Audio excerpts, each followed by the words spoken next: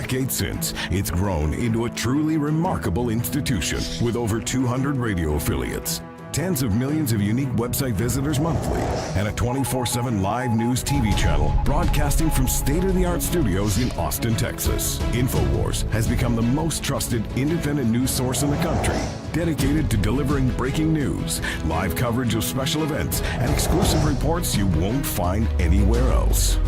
While the old guard media struggles to maintain supremacy in a landscape rocked by innovation and technology, InfoWars has been at the forefront of the information revolution.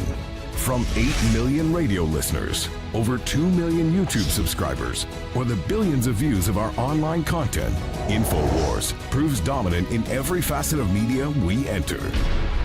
For the hardest-hitting reports, uncompromising analysis, for high-profile interviews and bombshell revelations, accept no substitutes. Demand truth. Demand InfoWars. InfoWars. Tomorrow's news today. Ladies and gentlemen, we are live. And we're broadcasting worldwide on this Tuesday, 29th day of May 2018 global transmission. Our own Harrison Smith, intrepid reporter, investigative journalist, is on the ground with one of their team member in the UK, and he's going to be covering the continuing unfolding developments with the firestorm that is the secret arrest and secret imprisonment of Tommy Robinson. We are also going to have Godfrey Bloom, former member of the EU Parliament from the UK and a big patriot, joining us in the next hour to break down all the other political prisoners in the UK and in Europe. Geert Wilders, the Dutch leading politician close to winning the prime ministership there, he has gone and filed a formal complaint and says this is Sharia law and the tyranny of the Islamic takeover, because in parliamentary systems, it only takes 5, 10, 15%, depending on the country, to then leverage out and win every single election, because you'll have up to 10, 15 major parties. If the Islamists vote almost to a man and woman, they can then be the key tipping for every area, and that's why Sharia law is already going into effect in areas of London. There are no-go zones all over Europe. Just a few years ago, mainstream media denied this. Now they admit it, and now they accept it. It is incredible. But Tommy Robinson has captured the world's attention. Even Roseanne Barr tweeted out over the weekend that, oh, look, you expose the pedophile rings, you get sent to prison in 1 hour. Folks go, oh, well, he's in contempt of court in a previous sentence for also covering the grooming gangs that he first exposed. So that is the reality of what we're dealing with here. So we're going to have Harrison Smith popping in. We're going to have Godfrey Bloom popping in. We're going to have members of Tommy Robinson's crew, like Kalen Robertson, who really is not just his right-hand man, but the guy that's helped take Tommy to the next level with the support he needed with infrastructure and camera work and gentrification, to use Kalen's term. He's going to be popping in to give us updates on the latest. And I'll just tell you this very, very soon, an exclusive piece of information. If not today, tomorrow, but he's coming on today. Regardless, I'll leave it at that. Our people are on the ground with him in the UK. And then in studio again, he is one of the top First Amendment lawyers. Let's talk about what's happening here, but also in Europe. Mark Randazza is going to be in studio. We also have Mr. Nixon here, another lawyer. We're going to see if we can get him on board. But we're working on some things behind the scenes. It's all coming up today.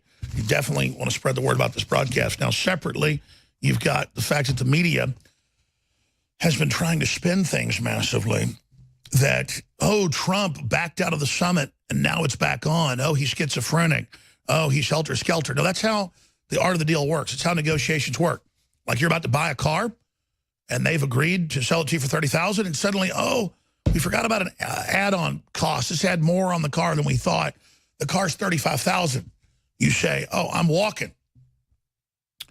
And they go, oh, you know what? We're going to take that off for you. You're right. It's a deal. A deal's a deal, $30,000. So that's what happened. And here's Trump's latest tweet. Sorry, I've got to start focusing on energy, on North Korea, nuclear, bad trade deals, VA choice, the economy, rebuilding the military, and so much more, and not on the rigged Russia witch hunt that should be investigating Clinton, Russia, FBI, Justice, Obama, Comey, lynch, etc. Absolutely. Sorry, folks, because the media is challenging him to respond to all the latest Russiagate piddle. And he's saying, sorry, I'm going to continue turbocharging the country and was about to go over the edge. So all that's coming up. And we've got Schumer tells the media that Spygate doesn't exist and don't report on it, even though we've got Clapper and Brennan, all of them admitting that they were spying on Trump. These people are incredible. We'll be back. Stay with us. We have Kaylin Robertson and others who are members of Tommy Robinson's team joining us with exclusive information on the secret police arrest of an amazing journalist that has shocked the world. That's coming up at the start of the next hour. We're also going to be joined by Godfrey Bloom, veteran, military historian, former member of the EU Parliament, also a very famous and successful brokerage house operator. He's a real phenomenon, helped engineer the Brexit. He wants to explain what's really behind Tommy Robinson and other secret police activities that are explosive in the UK. He's going to dish out information never before heard. And again, we're also looking at Nigel Farage in the next few days as our crew is there in the UK. Italy is about to explode because they're telling the Italians that they're under EU control and that their borders will be opened whether they like it or not. So that's all coming up as well. And we have incredible developments with Schumer telling the media how to report on Spygate. This guy, just like Hillary, has his fingers in the mainstream media, in late-night comics, you name it, telling them what to say and what to do. Memo to the press. When you quote the president saying Spygate, it is only fair to immediately follow that by noting there is absolutely no evidence of spying being inserted into his campaign. It seems to me failure to do so is a disservice to your readers, viewers, in the country. Now, that real message is, I'll call your corporate bosses and have your ass fired if you don't toe the line. That's what Schumer does. He and his aides, hours a day, call up threatening people to get them in line. Word is Jimmy Fallon wasn't enough anti-Trump, and a special phone call was made by Herr Schumer. Fallon talked about how much trouble he got in from executives. So that's the incredible bullying. Meanwhile, we have Clapper, Brennan, all of them on video admitting that Trump was being spied on. But they say, oh, we don't like that type of word. That's all coming up. Also, Roseanne Barr, oh my gosh, goes on wild and racist, even though it's not. Tweet storm about Clinton's, George Soros, and Chris Salilza. And you read it. You know, Barr is such the big red-hot thing right now. And she was on the show a few times years ago because she said she was a listener. And you can tell she's a listener. And then she talks to my producer all the time and says, oh, keep up the great work. I'll come on soon. But never does. I wonder if she's scared to come on as well. Because everybody's got to be afraid of the trailblazer and the tip of the spear. But see, our job is not to be popular with the establishment. Our job is to hit the barbed wire. Our job is to cover uncomfortable, scary things so that there can be a larger debate about it. And you can see why the enemy wants to take us down. They know we're willing to break the facade, to blow through the enemy fortress walls, and to open them up to larger attacks. That's our job. And our listeners understand that. That's why they've had more than 50 articles I saw just last week trying to figure out how they can shut down InfoWars. And the group suing me for the Newtown families, the entire lawsuit is a misrepresentation of what I said, what I did. Statute of limitations, all of it applies, but they're the group that sued Remington, lost, and are on appeal, but it doesn't matter. That and other lawsuits caused Remington to announce bankruptcy. I'm on a search engine that. So that's the type of enemies we're up against. We've also, ladies and gentlemen, discovered something very interesting that is going to be breaking later in the broadcast. And that deals with this whole Starbucks initiative and something very, very interesting and very, very newsworthy concerning it that is, quite frankly, devastating information. We're not going to go to it yet. We're going to put a special report out by the end of the broadcast today that shows you exactly what's going on with this social engineering that's designed to cause division and chips on the shoulders and social problems in the country. Oh, look at DrudgeReport.com. Look at drudgereport.com right now. Fears over 5G tech, cancer from cell towers. New York CBS. That just broke. Will you guys print me these and get me these reports? Thank you. Boy, who covered the 3G, the 4G a decade ago? Who had scientists on? Who read all the studies on air? And there's even an article out in The Independent attacking me for talking about cell phone towers hurting you today. 5G wireless service is coming, and so are health concerns over the towers that support it. Well, they're not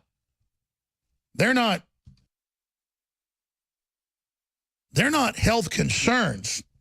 They're absolute fact that they just did a study last year with rats in 5G, massively increased heart tumors and brain tumors. I sure don't want me one of them brain tumors, do you? But see, that's why they hate us. And I keep going back to this because they think we're all a bunch of nations of cowards. They think they're going to roll out this giant depopulation program. They think we're all stupid and we'll just adapt to dying. Well, I say we don't do that. And I say we stand up to Twitter and Facebook and YouTube and Google. Of course they censor you when you send out an Infowars.com link. Of course they try to block you when you try to send out our videos. That's why you got to share them by hand. It's why you got to hand them out to people. It's why you got to download them and give people on disc. It's why you've got to have viewing parties and say, this is the broadcast, this is the show, this is what the system fears. This is what they're trying to stop, just like Tommy Robinson. He got threatened out of the UK not to work with Tommy, not to fund Tommy, to desert Tommy. Tommy had a $400 used camera. So we bought him expensive cameras and gave him $20,000. It's not a lot. It's as much as we could do. But it's because I knew he was doing so much good. No strings attached. Just go out there and expose what's happening. What's the old saying? They're not sure who said it. When tyranny prevails, the best men rot in filthy jails. And those that cry to appease are hung by those they tried to please. Once you let tyranny go over into this tipping point, once you go over into that point, everything collapses. You go into a Venezuela, a North Korea, a communist China overnight. And you get all the yes men and women who have no honor, who line up to go along with it. But now, the headline, Zero Hedge, up on Infowars.com, we have it posted. Britain's rage over Robinson arrest as mass protest break out worldwide and all over the country. You walk up on the street, people are talking about Tommy Robinson everywhere. So Harrison Smith and Kaylin Robertson are going to go out in the next day or so and just do live feeds seeing how angry and upset people are. It's all going to be covered here at InfoWars and the live streams and local radio stations and local TV stations you're listening to and watching. And we'll look at the worldwide protest, country by country, when we return on the other side. But remember, we have a Memorial Day week specials throughout this week. I can say that some of these are even better specials than we had during Christmas. We had some wider specials, hundreds of items on sale. We've got more than 15 on sale right now.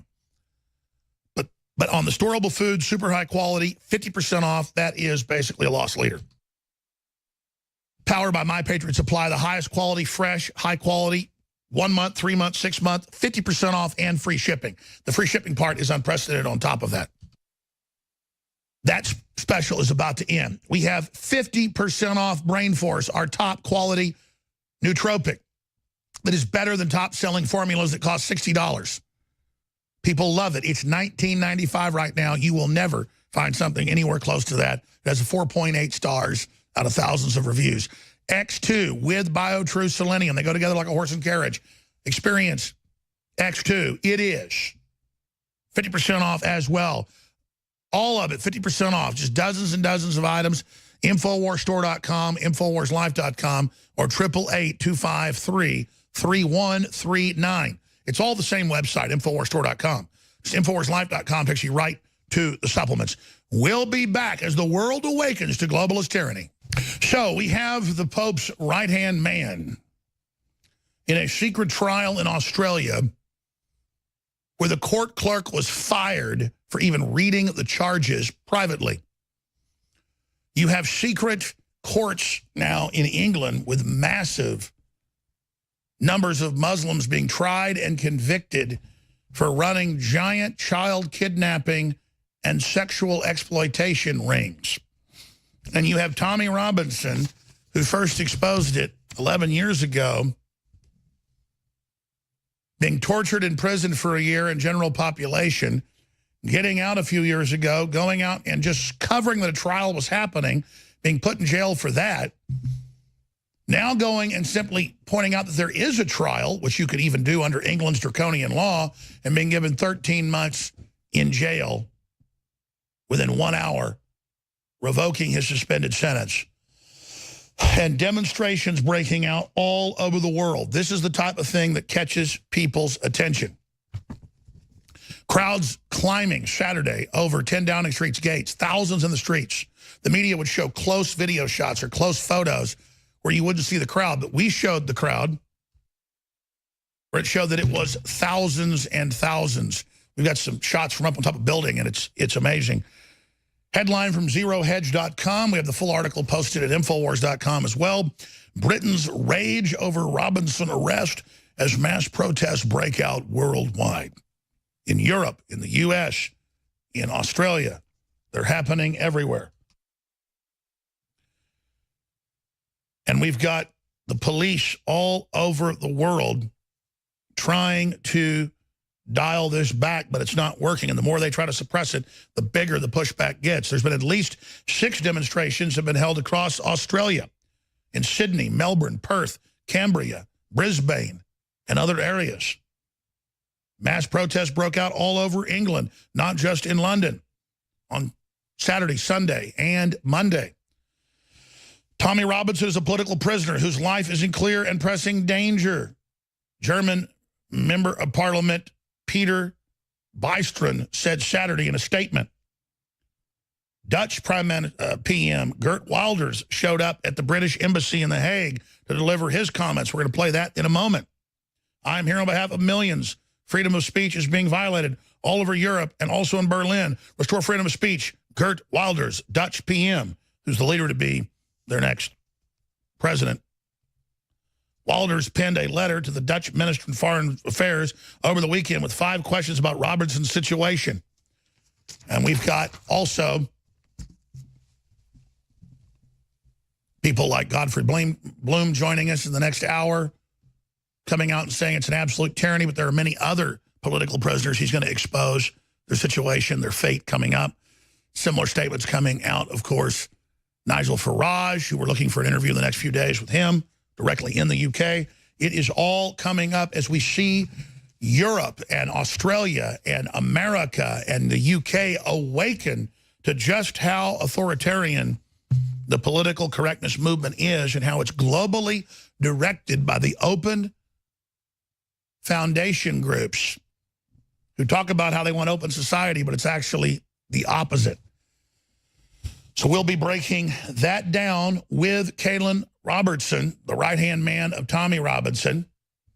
You'd say his manager.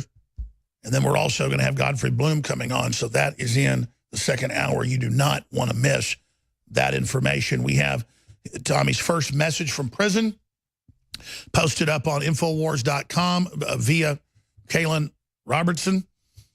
He was extremely eloquent when he joined me Sunday. That guy's on fire, just like Tommy. And then we've also, again, are going to have the latest from Tommy. And I'm just going to leave it at that. But you may be hearing his voice here on air very, very soon. But I'm not going to count our chickens until they've hatched. Not going to count a fish until it's in the boat on the ice.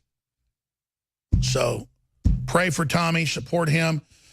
He is in a safer wing of the prison. They put him in a bigger prison, so he's not in general population with the Islamicists, who make up about half the prison population in London.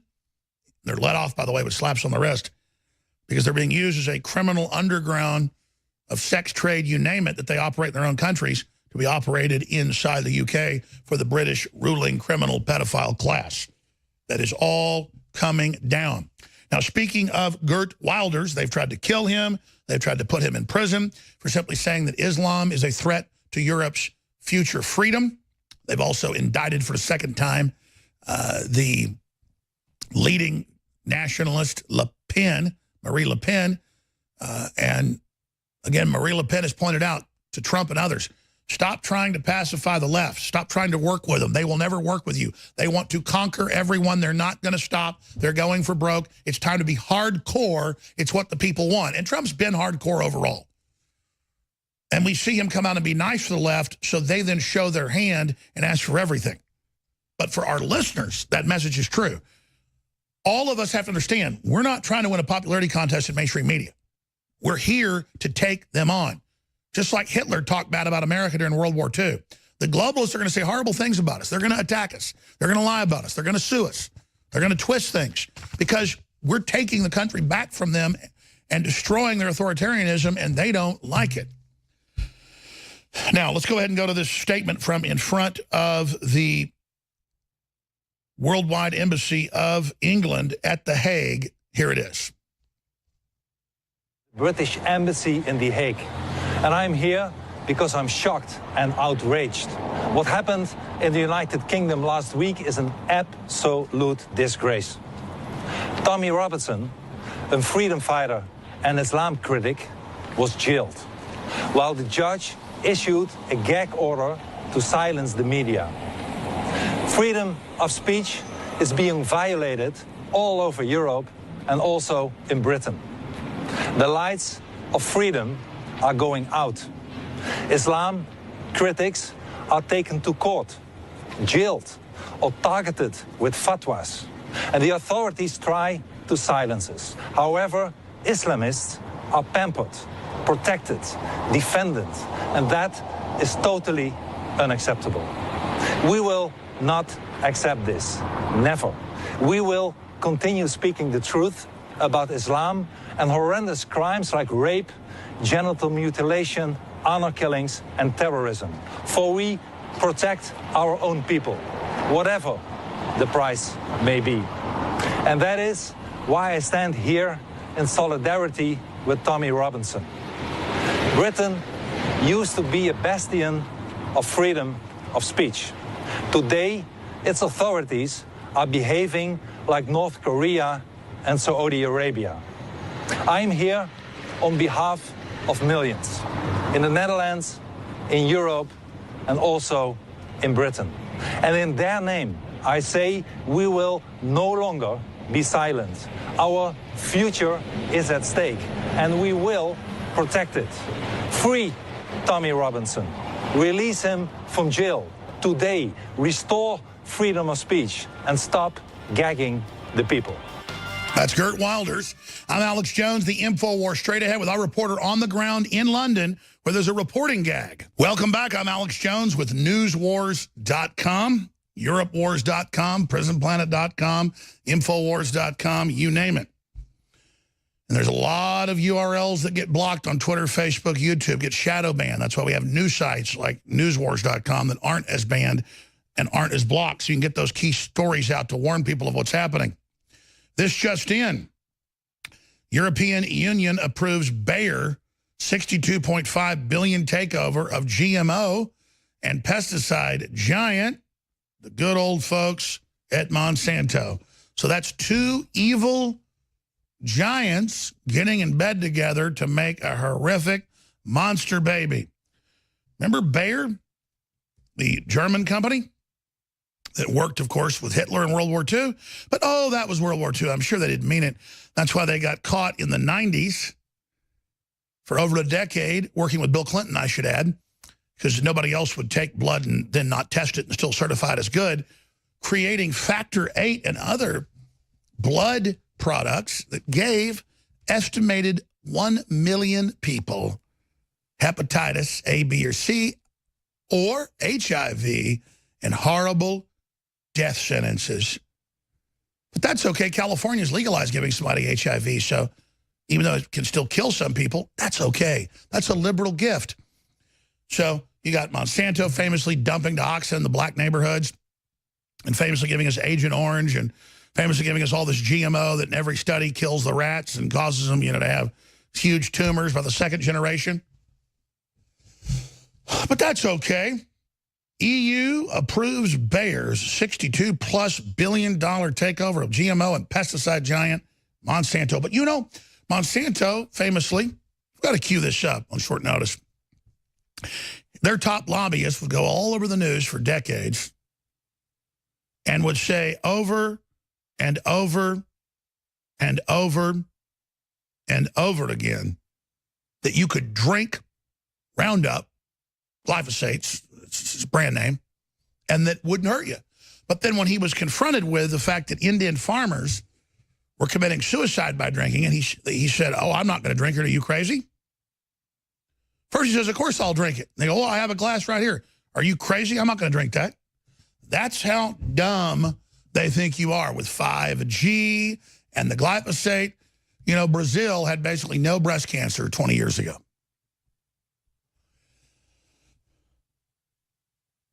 Isn't that just incredible? Now, think about that. Brazil had no breast cancer to speak of, very, very rare. But a few years after they adopted Roundup, they're now just as high as the United States. Look it up. It's amazing how these people operate. EU approves Bayer, $62.5 billion takeover GMO pesticide giant Monsanto. Isn't that just cute? Isn't that just darling? And you can just take their basic genetically stacked corn and things like that.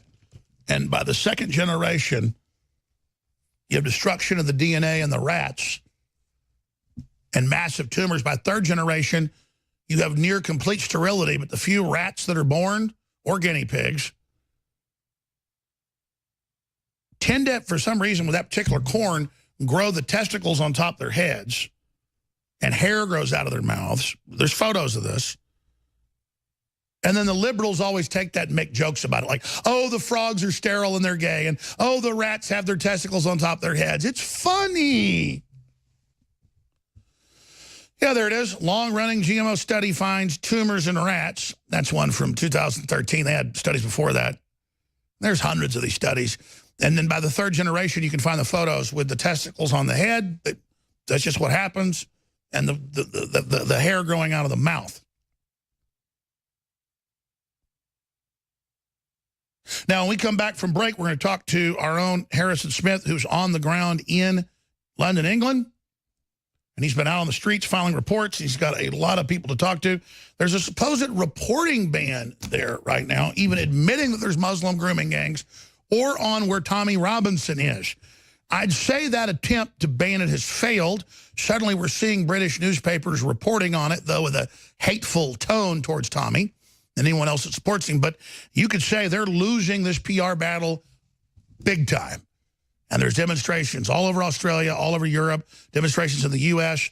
It's amazing. We've got the Zero Hedge article, zerohedge.com, article on Infowars.com right now. It is critical to get that information out as fast as possible to keep this thing rolling. And the longer he's in prison, the more that the state is protecting Islamicists will become evident. I mean, you can make a film about this whole subject. It's on record that returning ISIS and al-Qaeda members for many years are given the best housing, the best free cars, the best welfare.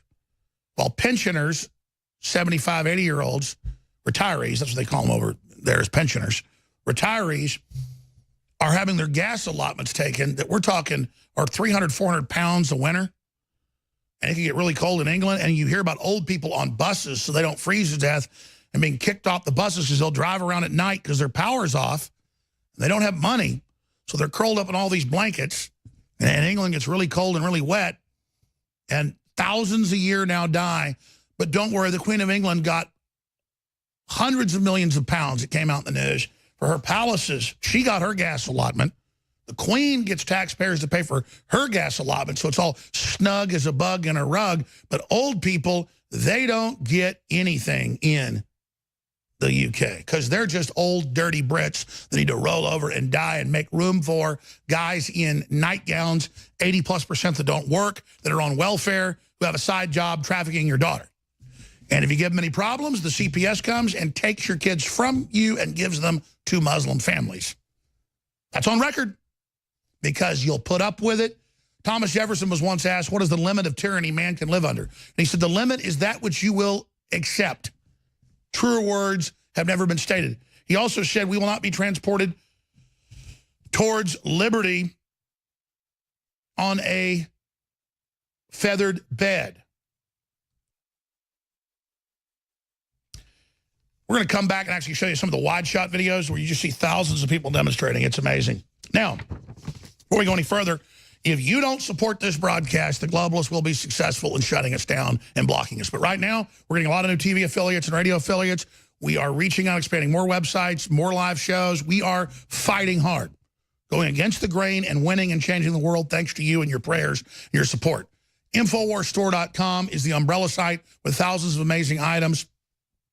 We have free shipping on all of our best-selling items right now on the store, the Memorial Week special for Memorial Day, celebrating that. Brain Force Plus, our best-selling nootropic. Leading competitors that are similar are $60. It's always a good deal at $39. It's 50% off, $19.95. Right now it's plus because there's now 20% more in each bottle. X2, the amazing good halogen, versus the chlorine and the fluoride and the bromine. It's the pure iodine. 50% off and free shipping when you get it with BioTrue Selenium. They're both 50% off together. The Real Red Pill Plus, now with energy on top of the pregnenolone and the vitamins and minerals that all synergistically work together. So it kicks in 30 minutes now. We sell the original, too, if you don't want it with energy. That is Real Red Pill Plus now, our newest product, 50% off. Silver Bullet, high-quality colloidal silver, 50% off. Alpha Power, oh, that's an amazing product, very strong. Stamina, energy, libido, you name it, focus. 50% off and free shipping. It's all free shipping. Super male and super female vitality are excellent. Free shipping as well. DNA Force, an amazing deal. 50% off and free shipping. Flora Life, our great probiotics, amazing probiotics, 50% off, and it supports the InfoWar, a win-win. Please support us. We'll be back. Imagine if I told you, as I did a decade ago, that in the future, the governments would be opening their borders and bringing in tens of millions of Islamicists and allowing them to rape little girls, children, to have people in massive sex trade. You'd have Islamic mayors over London, that the head of the Border Patrol and the Home Office and the paramilitary police, the federal police in the UK would be an Islamicist, not even born in the country, and that they would be absolutely engaged in a reign of total control, and that activists that exposed massive child kidnapping rings, confirmed, convicted, would then be in jail for talking about it on the streets of London, Tommy Robinson. Well, we've got a raft of interviews with Tommy Robinson's crew coming up today with the latest developments, with Nigel Farage, with Godfrey Bloom on the scene. So we're going to have HD interviews from England coming out, also on the show via Skype. We've got so much because this is that big trigger point. This is the big awakening happening right now, ladies and gentlemen. This is historic. And Infowars.com and Newswars.com, just as we're at the tip of the spear getting Trump elected, tip of the spear exposing fluoride, giving you brain cancer and bone cancer. Now Harvard admits it. Tip of the spear exposing global government. Tip of the spear exposing everything. We are now at the tip of the spear of this fight because of your support, your prayers. So thank you all. Please support the local station you're listening to. Spread the word about the local station. Become a sponsor. Support the sponsors. This is a time to stand boldly against the enemy. You think the folks at the Texas Revolution were popular in Santa Ana's ranks? No. You think I'm popular in the globalist ranks? You think I'm trying to win a popularity contest? I'm trying to change the world, putting my life on the line, and I'm willing to do it because I know we can win and because I know you're supporting us. So joining us above Waterloo Station is Harrison Smith, our intrepid reporter and crew. They're going to be out and about doing live feeds today in London, and there are more demonstrations, we're told, coming up. So Harrison, break down what you've witnessed, the historic developments that are unfolding, and your take being inside England right now, for all intents and purposes, is a police state. Under their current law, they could jail you for what you're about to say, even though That's a false interpretation. The law is corrupt. They selectively let other media outlets report it, but other media outlets in the UK are given D notices and told they can't report. This is outrageous, but then returning ISIS and al-Qaeda members are given free housing and coddled. It's incredible. Yeah, it is. Well, the good news is that the reporting ban has been lifted as of today, I believe. So now the story is actually getting out a little bit, and hopefully that means that more Brits will be aware of exactly what's going on. That's going to be the topic of our on the street interviews today. We're going to go out and see if people have heard about it and what they think about it and get the general consensus. Your statement about England being a police state is exactly right. And I've never been here before, but when we arrived yesterday, I mean, that was the first thing that struck me was not just the sort of overt presence of control mechanisms around, such as just, you know, things like just in front of the escalator, they have these metal bars to stop you from carrying bags on. It's like you know, an amusement park where everything is soft and nothing's too dangerous. I mean, there's this weird sense of sort of treating everybody like children, and obviously that goes over to that's the imperial conditioning, the imperial programming. That's domestication. Yeah, and so yesterday we went to the gates at Downing Street at Whitehall, where the protest had gone on from Friday to Sunday. They had died out by the time we got there. Now you're seeing video of it here. So we were at that gate. The police presence was definitely increased, although there was not big crowds of people. We did, as we were walking down the street, we hear this chant of Tommy Robinson's name, and so we sort of sought that out, and there were a couple guys standing on the street sort of still protesting and keeping it alive. But I do have a message from Tommy Robinson. This is something that he wants everybody to hear. He had a phone call with his wife and some of his crew earlier today, and his message is that the big protest will be on the 9th. It'll be June 9th, and so there will be more details about that coming, but that is the date that is coming up. That will be the big demonstration. And so that's what I have from Tommy today. And then tomorrow, if our luck holds out, we will be having an exclusive with Tommy Robinson.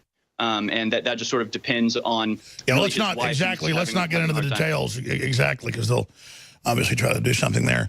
But that's great. Get an interview with his wife. Get an interview with his crew. We've got Kalen Robertson coming on. His interview Sunday was powerful. It went viral. Drudge linked to it.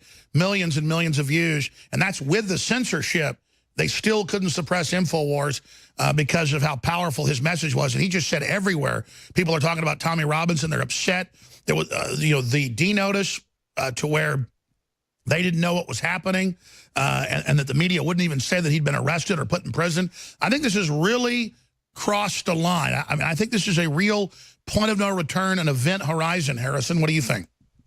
Yeah, it definitely is. And I think the fact that they have now removed that ban that they had placed on it really says that they kind of realized their mistake, because definitely it's it got a lot more attention, the fact that they banned you know, talking about it. You know, it's the typical Streisand effect. I mean, it happens every time, and it's like they don't learn their lesson, but they ban this, and just, you know, the awareness of it skyrockets. And also some good news from Tommy's crew is that the donations are pouring in to help his legal fund. They have pretty high hopes about the outcome of that and being able to, you know, work some magic legally to hopefully at least get him some protection in jail, if not, you know, released early. Although, you know, they haven't said anything concrete. They are saying that the donations are coming in rapidly, and that they say Americans are really pulling way more than their share of the weight. And, you know, they just say Americans, you know, anything free speech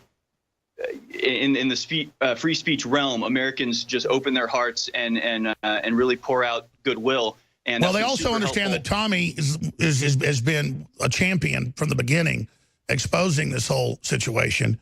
They also understand that Tommy has gone through hell, lost his business, lost everything. They understand that he is the archetypal hero, and they know what we've been through. They know what Trump's been through, his family.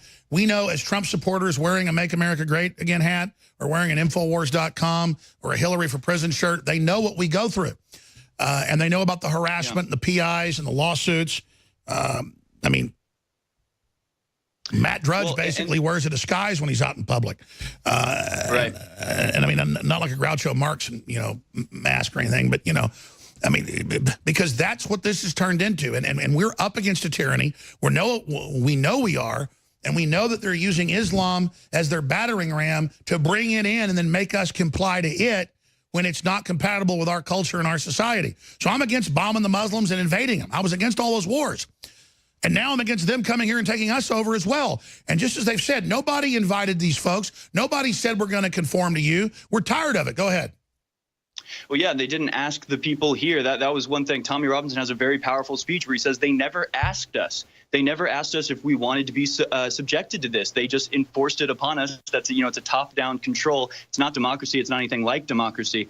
And you know that most places can't talk about this. And that's what's so important about InfoWars. And that's what I said from my report yesterday in front of the gate, saying, look, you need institutional power to be able to do stuff like this, to be able to send a reporter, at a split notice from Texas to London to cover this. And most places that have that institutional power, they're under the control of the greater institutions, right? So that's right. We don't have any institutions. Right. And if you read the original Clinton Foundation documents from their law library, not the new foundation, but their presidential law library, the first thing they said in 1993 is we cannot allow conservative, Christian, or American-style institutions.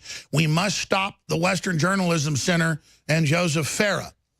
So right. they said we can't let them sell books. We can't let them make money. We've got to call them conspiracy theorists, and we've got to ridicule them selling anything, because if they kickstart an economy, people are hungry for it, and it'll build an ecosystem. And they call it the vast right-wing conspiracy today. No, it's the vast common sense, Americana, free market system where we want to be free and we want to be left alone. And we're not bound to communism, globalism, socialism, Islam, pedophilism, globalist Vaticanism, any of it. We are done. Hollywoodism, all of it. We're done with these groups trying to conquer us, Starbucks and all its George Soros brainwashing. We stand against it, and we're saying no. Harrison Smith, great job. I know you've got a raft of things coming up. Let me talk to you during the break, and then we've got Kaylin Robertson, really Tommy Robinson's manager, joining us to talk about the latest developments straight ahead. Harrison, thank you so much. Thanks, Alex. And you're doing some live feeds today, so David Knight's hosting the 4th hour, and so if that happens, pop in then or pop in later with us. Thank you so much. Sounds good. Thanks.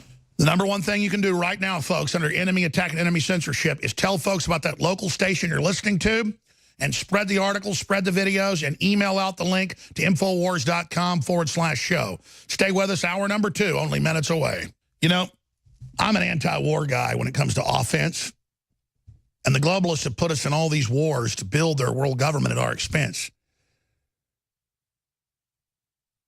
But at the same time, that doesn't mean that I hate our military. And that is what the globalists have done. They have us carry out these missions. Then they use their own publications to demonize the very missions they're making money off of. And then our men and women in uniform are getting their arms and legs blown off for. And when they get back, they give them horrible medical care. We're getting Kaylin Robertson on the line via Skype. He was on fire Sunday night during the broadcast, laying out the energy of the country, what's happening now, demonstrations across the country, demonstrations across Europe, across Australia, now some here in the U.S., but there's a big demonstration coming up. We talked to Mr. Robinson's wife, who's very, very private. You know why. They've got a fatwa out against them. That's a hit, a contract. The Religion of Peace wanting to kill him and his family. And they were there screaming and yelling at him. There's even video of this, and dragging their fingers across their necks to him saying, we're going to get you and your family, when the police arrested him for daring to stand outside a courthouse and point out that they were having Muslim grooming gang trial inside. Think about that. Think about how far all this has gone. TommyRobinsonOnline.com is the website that Kaylin Robertson helped set up. He gave the infrastructure he needed, the camera work, all of it. People can donate there. And as you heard earlier from Tommy Robinson's wife, through to our man in England now over there, Harrison Smith, that the lion's share of the donations are coming from right here in the United States. And, of course, from this broadcast. So we really appreciate the listeners, what they're doing. But remember, as Harrison was saying, we've got to have the institution. The Clintons said, we fear an institution. The first thing they saw before Drudge even showed up 2 years later, he already had his email list, but he wasn't online, you know, in the classical web with drudgereport.com. They say in there, and I keep going back to this little obscure piece of obscura. The Western Journalism Center, this could spread. We need to shut them down. We can't let them sell books. We got to ridicule that. We got to put regulators on them. We got to stick the IRS on them. I know Fair even looked at suing them, statute of limitations. It's the same thing today. They're just working behind the scenes with lawyers and groups to shut us down, to crush us so they can crush you. Because we're here pointing out when people are getting censored. And when we get censored, Drudge points out we're getting censored. And when Tommy gets censored, we point out he's being censored. So we're watching each other's backs. But it wasn't until Infowars.com and DrudgeReport.com covered Tommy that there was even any coverage in this country. Sky News, others, they just took the reports down when the British government ordered it. So that's why I keep harping on how important Infowars is. Now, important it is that you go to InfoWarsStore.com while we have free shipping on our best-selling items and 50% off on more than 15 items like X2, like Brain Force Plus, like the Real Red Pill Plus now. It's all there. Plus just means when we, under the whole FDA rules, when you update a brand or a formula, you have to change the name, so we just call it Plus.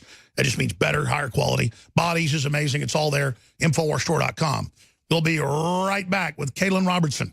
Coming to you from deep in the heart of Texas, Austin, broadcasting worldwide on satellite, internet, AM, FM, UHF, VHF, cable. I am your host, Alex Jones. This is the Black Sheep broadcast.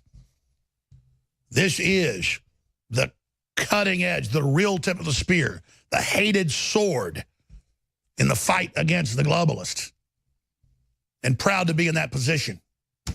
But I keep pointing that out because they've got their demonization campaign going against me like I'm a foreign government they're getting ready to invade. Hundreds of thousands of articles, hundreds of thousands, lying about us in the last few years.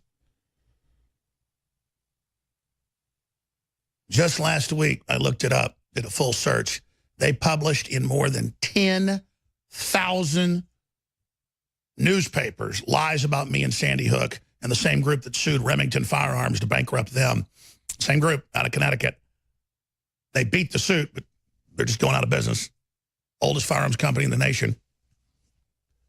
Over 10,000 news articles demonizing us, lying about us, and putting out the lies that are in that suit. And that didn't count the TV stations. I did a LexisNexis search. Guess what? Over 5,000 TV stations came up doing it as well. I mean, when I say hundreds of thousands, folks, they are hitting us like Cold War propaganda level. Because they've said if they can crush InfoWars, they're going to do it to everyone. This is the fight. Now, we're getting Caitlin Robertson on. He's having some trouble with his Skype for some reason where he's at. The heroic gentleman fighting right alongside Tommy Robinson, helping take Tommy to the next level.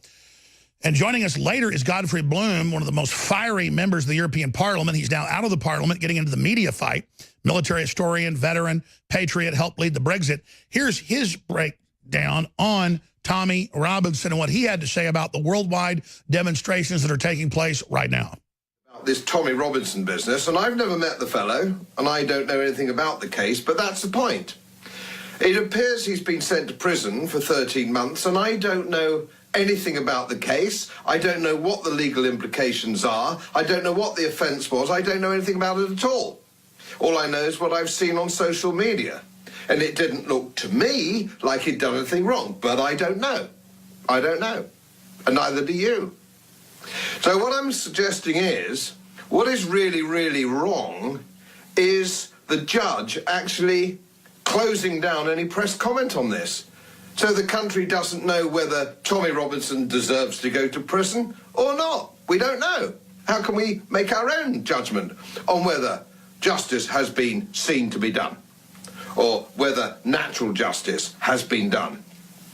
And moreover, there is a caveat, is there not? That we have had one man sent to prison for putting a piece of bacon outside a mosque. He was given a year's sentence. It was only about 3 weeks before he was murdered. And another one came a little bit after that, and it was only about a week before he was attacked. Now, what bothers me is I think we all know, and a lot of my friends in both the police and the prison service tell me that there are some prisons which are run by the inmates, a significant number of whom are natural enemies of Tommy Robinson, whether indeed he is safe or not. And I suspect that he isn't. All these things we don't know, all these things as citizens in a free society, we should be able to make our own judgments on. But we can't, because they've closed down any press freedom on this. I'm 68 years old, you know. I'm just wondering where this country's going. I'm honestly wondering where this country's going. Because it seems to me we're going back to sort of the East Germany of the Soviet Union. No freedom of speech, no freedom at all for the ordinary citizen to express his views, whether they be right, wrong, or indifferent, it doesn't matter. That's the whole point of free speech, that we can say what we like when we like, as long as we're not actually hurting anybody else, in the spirit of John Stuart Mill, for example. So this Tommy Robinson thing makes me deeply uneasy, and I think it makes us all deeply uneasy. And I think when we start losing faith in the judicial system, it's the thin end of the wedge. And it's the end of a civilized society as we know it. I hope I don't go to prison for actually making this observation. Maybe I will. Who knows? That's right. When he made that a few days ago, there was a reporting ban on it. When Harrison Smith shot outside 10 Downing Street yesterday, there was a reporting ban. When our good friend Kaylin Robertson joined us, really the right-hand man and the manager of Tommy. That's why Tommy's been so much more effective. He's had good support the last year and a half. I mean, who knows if he'll get arrested for when he came on Sunday. But I'm told, we're going to break here in a moment, my friend, but I'm told, Kaylin, that the reporting ban has now been lifted. Looks like this blew up in their face. It just has been lifted. I believe it was from massive pressure from a couple of local newspapers actually demanded that it was removed, which means it wasn't really properly standing in the first place if it was able to be taken away just with that little amount of pressure. So that's really, really good. That means I can now reveal to you in the next few minutes exactly what happened in the courtroom, exactly what was said back and forth legally, and we can go into that a little bit, which is really good. Yeah, it's very good news. Wow, I didn't realize you can now tell folks what really happened in the courtroom. This is going to be an exclusive then. Well, I assume I can. Look, this is what happens when a press ban is lifted. It means that you can talk about what actually went on in the case. You can't talk about the case with the grooming scandal. That still has a press restriction. But you can talk about what happened here. So I have some notes. Obviously, I didn't bring a pen and paper in the courtroom with me because it was such a short notice, which is what they really wanted. But I've written down what I remember. So all right, Kaylin Robertson, I am blown away that we're getting the first look at this information. I know you were even scared to tell me privately over the phone and Skype in the weekend what was happening, though you told me some in confidence, but I didn't repeat it, obviously, because I couldn't. But now we're going to find out, the public's going to find out what happened in that courtroom when he was sent away for 13 months for daring to just say that there was a Muslim grooming case going on, period. The Tommy Robinson firestorm continues on the other side. Stay with us. Kaylin Robertson, who is the camera guy, the webmaster, really the manager of Tommy Robinson, who in the last year and a half has helped him really get his message out stronger, is joining us. He just met with Tommy's wife, who's extremely private. They've now just lifted the gag order on Tommy's arrest, nationwide order that the media not cover it. Think of how draconian that is.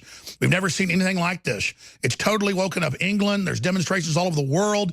This is huge. And so he's going to be able to now give you, because this just got lifted a few minutes ago, the first reportage on what happened at the sentencing for 13 months of Tommy Robinson. He wrote notes inside of the courtroom. So again, Kaylin Robertson, please break it down.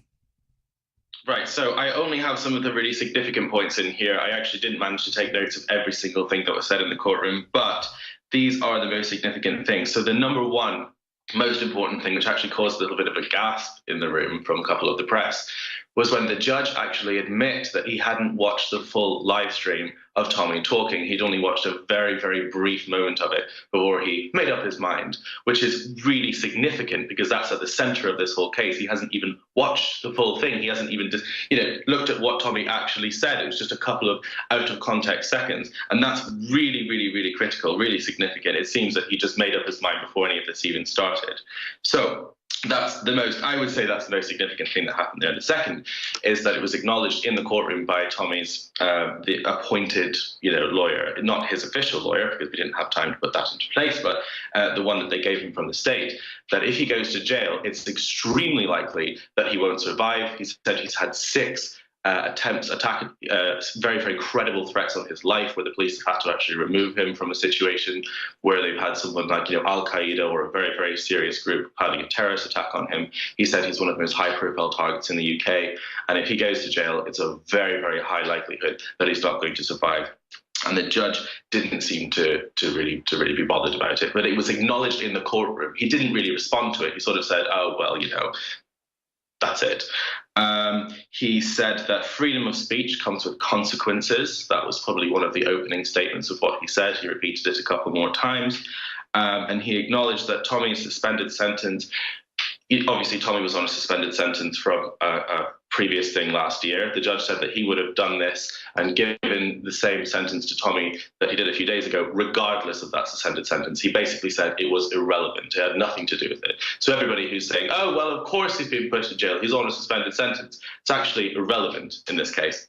The judge didn't really seem to be bothered about it. So those were the key points that I managed to note down from the room. Everything, it was such a short trial, there wasn't really much else mentioned. It was sort of in and out, bit of a kangaroo court type thing. So those are the main points.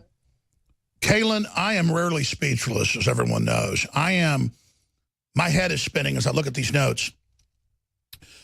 He said, this is the consequence of your free speech. So a direct attack on the Magna Carta, you name it. And then said, this has nothing to do with your suspended sentence for covering another trial. I'm putting you in prison for this. And so, wow, how long did he then sentence him? We've heard 13 months. This is just mind-blowing. Yeah, I can confirm it was 13 months. I know they did say that there's a chance that it could be reduced to, I think, half of that on good behavior. That's standard practice. So, if that goes out throughout, if he survives, if we don't get him out earlier, it would be around 6.5 months on good behavior. But the actual sentence is 13 months. And let's be clear. He was attacked many times when he spent a year in prison. He was attacked when he was in for a few months last year. We showed news articles about that. A man that put a piece of bacon by a mosque, he was killed within a week of being in jail. Everybody else that criticizes Islam gets stabbed. So there's the headline, bacon on mosque offender dies in prison. The death penalty for putting a piece of bacon by the mosque. It actually wasn't even on the mosque. So they know exactly what they're doing. I'm also told that the judge was laughing and enjoying himself when the lawyer for Tommy, the barrister, the solicitor, brought up the fact that it'll be a death sentence if he's in jail, that the judge just didn't care. I can't confirm if he was laughing, enjoying himself at the same time when he said that. I think that was a mix-up of reports of when he was sort of smirking through the window, which was earlier, looking down when we were outside. But he didn't really acknowledge it when the lawyer said that it's very likely he could die in jail. He's had really serious threats on his life. So you're saying the same judge, because this has all been secret until 5 minutes ago, the same judge is the one that sentenced him? The one who was in the window that we took a picture of is the same person. So the judge running the grooming trial is the one that also imprisoned the reporter for standing on the street. Wow, judge, jury, and executioner. This is mega city. This is Judge Dredd. Yeah, well, it's a really, really bizarre situation. It's a really, really bizarre case. I don't have full notes into the very, very, very, very... let me tell you, you're doing an incredible job, Kaylin Robertson. I want to go to break and come back in about 3 minutes, but talk about, I know she's a very private lady, how Tommy's wife's doing, how the children are doing. I know there's a fatwa out, a Muslim hit on them for years, but I mean, how she's taking it, because you met with her today. Yeah, well, obviously I don't want to go into his family's life too much because they're very private people, like you've acknowledged. But they're obviously very upset by it. But they're being very strong that they're dealing with it in the best way possible. They're just doing the same thing that we're doing right now, which is going down the legal battle, which is getting the best people we can to represent him, which is going down that route. So that's what they're doing right now. And that's why you've got TommyRobinsonOnline.com. I've talked to you privately. I'll just say it. There's enough for part of the legal battle. Very expensive to get good barristers, good legal counsel in England, even more expensive than the U.S. We're talking about 10,000 pounds a day or so when they're in court, tens of thousands in preparations, and the family obviously needs your support. So TommyRobinsonOnline.com, InfoWarsStore.com is how you support us. We've also been supporting Tommy. I'm going to make another donation myself tomorrow, but when you fund us, we become an institution, try to fund Project Veritas, what Tommy's doing, and so many others with no strings attached. That's how we've done it. So we've got a lot of specials at InfoWarsStore.com, like Brain Force Plus, the amazing nootropic, 50% off, and you know. They've got Soros-backed groups and Hillary-backed lawyers that are direct lawyers for Hillary suing me all over the place. As fast as we throw them out, they file new ones. But the group that sued Remington into bankruptcy, they lost the case, but the same group is now suing me in Connecticut. So I'm not whining. I came to this fight to take on the globalist, but they are in full gear against everybody that stands up for the truth. Donald Trump, myself, Roger Stone, Infowars.com. They've come after my family. They've tried to take my children away. You've seen it all in the news. I'm not complaining. I'm just saying if you support us, you pray for us, you back us, we will stand. We will not be defeated. But pray about it, decide who you want to support in this fight. I just know that behind the scenes, I've funded now hundreds of thousands in the child rescue groups here in the U.S., and we've had big successes with that because I just morally had to do it. God put it on my heart. I've funded what Tommy's doing. I've funded what Veritas is doing. And I'm trying to fund more things. And they know I'm doing that, so they're really pissed at me because I'm like a super baby Soros. You know, I've only given out probably $1 million over the years to groups fighting tyranny. And, you know, I haven't given out $50 billion like Soros because I don't have the money. And I just want to take the money we get here from you to just maximize our fight back against them. Nationwide, worldwide protest. We're going to break down some final points with Kaylin Robertson straight ahead. Kaylin Robertson is Tommy Robinson's manager, an amazing researcher, camera person, got kicked out of university for just mildly criticizing Islam a few years ago and is now on the front lines of the fight in the last year and a half with Tommy. Tommy is a world-famous political prisoner of the West now, and you just got the exclusive on what happened at the 30-minute trial and sentencing, not for his previous suspended sentence. The judge said no for what you've done. Incredible. And then during the break, he gave us the latest, talking to Tommy this morning while he was there with his wife. And so you're going to hear the latest from Tommy directly from Kaylin about this big demonstration that Tommy wants to happen on June 9th. This is the exclusive directly from Tommy's manager. So Kaylin, lay this out for us. Well, we can only get very, very tiny snippets of information from Tommy each day, very, very, tiny number of seconds. But this morning, we actually made contact, and we wanted to see if he wanted to still go ahead with us, working with these demonstrations and actually pulling something together. And he said, why don't you do it on the 9th? I fully support that. Do it outside Downing Street. Do it where we did Day for Freedom. Go ahead. So that's Tommy's public endorsement of what we want to do on the 9th. The 9th that's coming up this month, right outside Downing Street. As I said, where we did Day for Freedom, we want to get as many people there as possible. I'm still going to be working with people who can perhaps be speaking, but we just want to have the biggest show of basically force and support of Tommy that's ever happened in Britain. So that's going to go ahead. That's the first time it's been mentioned, and yeah, it's under Tommy's approval. It's what he wants to. It's what he wants to go ahead with.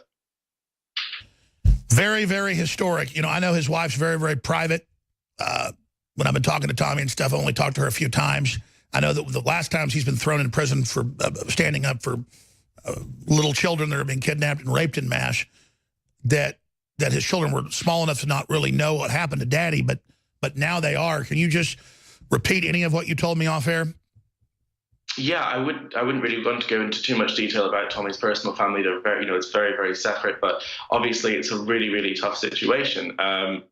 The last time they did this, the last time the tyrannical government decided to pull him away and take him away and harass him, his children were very, very young, and they didn't even realize that what was really sort of going on. And now that they're at an age where they're sort of trying to be able to comprehend this, it's even more sort of traumatic. It's even more difficult. It's a lot more pressure for his wife, and it's really, really sort of heartbreaking seeing her go through all this. Obviously, she's still keeping positive, focused on the legal process. There's still a huge amount of donations which are coming in, which are going to be supporting that, and that's giving her hope. But internally, it's a huge burden to deal with. This is probably the most difficult time now compared to all the other ones that have sort of happened in the past. And that's because, correct me if I'm wrong, most people that criticize Islam that are activists that get put in prison either get killed or close to killed. Well, look what happened with the man who threw the bacon sandwich outside a mosque, or who left one there, and he died in prison, murdered in prison. We have cases like that up and down the country. Really, really scary. A lot of these judges and a lot of our politicians know that if you jail somebody for criticizing Islam, you're not just putting them away for a few months, you're giving them a life sentence. You're actually giving them the death sentence. It's how you can sweep people away and get rid of them. And it's obviously a major, major worry. We've already obviously acknowledged yesterday that if something like that ever happened, that this country would completely erupt. It would probably be turned to rubble. People wouldn't take it. They absolutely wouldn't. It would be completely catastrophic. And I hope they do realize that. But yeah, it's extremely worrying. Amazing, my friend. You have been there when the Antifa attacks you guys 10-1. You have been there through the demonization, the lies. Just a minute or two on what it's like your last year and a half with Tommy Robinson on the front lines of the Islamic invasion. Well, it's been a roller coaster. It was absolutely intense. The support has been completely unreal. When I first met Tommy, I thought he was sort of the most hated man in Britain. I thought it was only a couple of thousand people that might actually be supporting him, given by the fact I only knew what was going on about him from the press, which would have you believe that. But it was absolutely incredible going up and down and seeing people shake his hand from universities, from upper class, middle class, working class neighborhoods. It was really, really overwhelming, but obviously incredibly stressful as well. There's video footage of us getting into Muslim no-go zones up and down the UK, where we went to go to a Muslim MP's house who had defended a grooming gang, and then loads of Muslim men in cars kind of drove around and bumped into our car and smashed all the windows. There was obviously extreme violence we witnessed, and all of my worst fears about the UK had been confirmed in those sort of 8 months of working with him. But we just didn't expect this to happen. We didn't expect this to ever happen again. We kind of thought there might have even been a bit more of an immunity now because of the internet and because of his massive profile. He's gone from sort of here to right to the top, and we thought it would never ever happen again. But yeah, it's been very, very overwhelming. But also, it's actually been, excluding this case, quite a positive thing. Seeing how all the incredible projects he's been doing has been sort of waking the country up. It's just such a shame what's happened recently. But when he does get out, and we believe that we can fight this and do that, he's not going to be deterred. Speaking to him earlier on today, he's still standing strong, he's still standing positive, and he's going to come out guns blazing as soon as it's done, going at 100 miles an hour, and going to carry on doing everything he was doing before. Amazing. All right. Well, we'll be talking to you today, tomorrow, checking in. I know Harrison Smith's going to be hooking up with you very, very soon. He and the camera lady he's with. So, again, thank you so much. We really appreciate what you're doing. Again, that is Kalen with a C, Kalen Rob on Twitter. Everybody should follow you there as well. That's Kalen Rob, one word, Kalen Rob. There it is on screen for TV viewers. This has been a major breaking news on the 9th protest that Tommy's calling for from prison. And the even bigger news, the exclusive, now that the notice has been raised on what happened in his sentencing, the judge saying you're giving 13 months, not for last time, for this. I'm sending you to prison. So, Kalen, thank you so much. Thanks for having me. There goes Kalen. Thank you. Godspeed and be safe. Wow, this has really caught the world's eye. Demonstrations all over Australia, now in the U.S., in Germany. Gert Wilder's coming out saying this is tyranny, going to the British Embassy at The Hague. German members of parliament going public, offering him asylum. This is Chinese communist level control in the UK. And joining us for this segment, the next segment, and part of the next, we played a statement earlier from a few days ago, is Godfrey Bloom, military historian, former fiery member of the EU Parliament who helped get Brexit through. Now that we know more about Tommy, because there was a news blackout, now that you've had a chance to look at this, what do you make of it, Mr. Bloom? This, of course, we need to go back. We're talking about, the last few days, but we actually need to go back to the administration of Tony Blair in 1997. This is when the Constitution, the British Constitution, was allowed deliberately to deteriorate. So this kind of behavior by government, they could get away with this. So what they did, they destroyed the House of Lords. They reformed the House of Lords to pack it with their own people, with their own lords who were people who were put there by Tony Blair because they were political cronies. So they're the people there. So we have a House of Lords which is corrupted.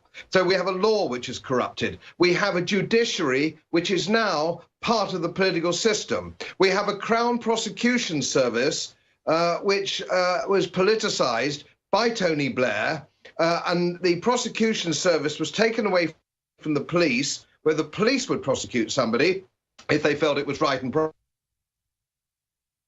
Put it in the hands of the Crown Prosecution Service, which is a political entity now. So this is, they were laying the ground for being able to make a political arrest, which of course is going completely against our Constitution.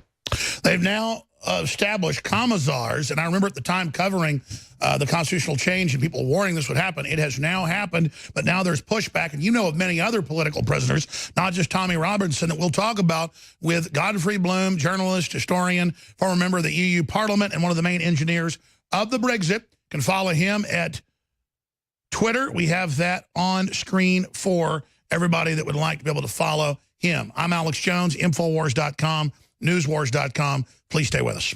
Yeah, putting on our little fight against the globalists, but they now recognize that, so they pulled out all the stops and are trying to shut down Infowars. They have had the FBI talk with 13 people, including Army officers, you name it. And the questioning now centers around a U.S.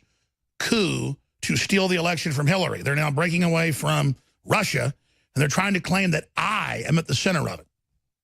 That's how insane this has gotten. This is a conspiracy of wanting freedom and being open about it and promoting it.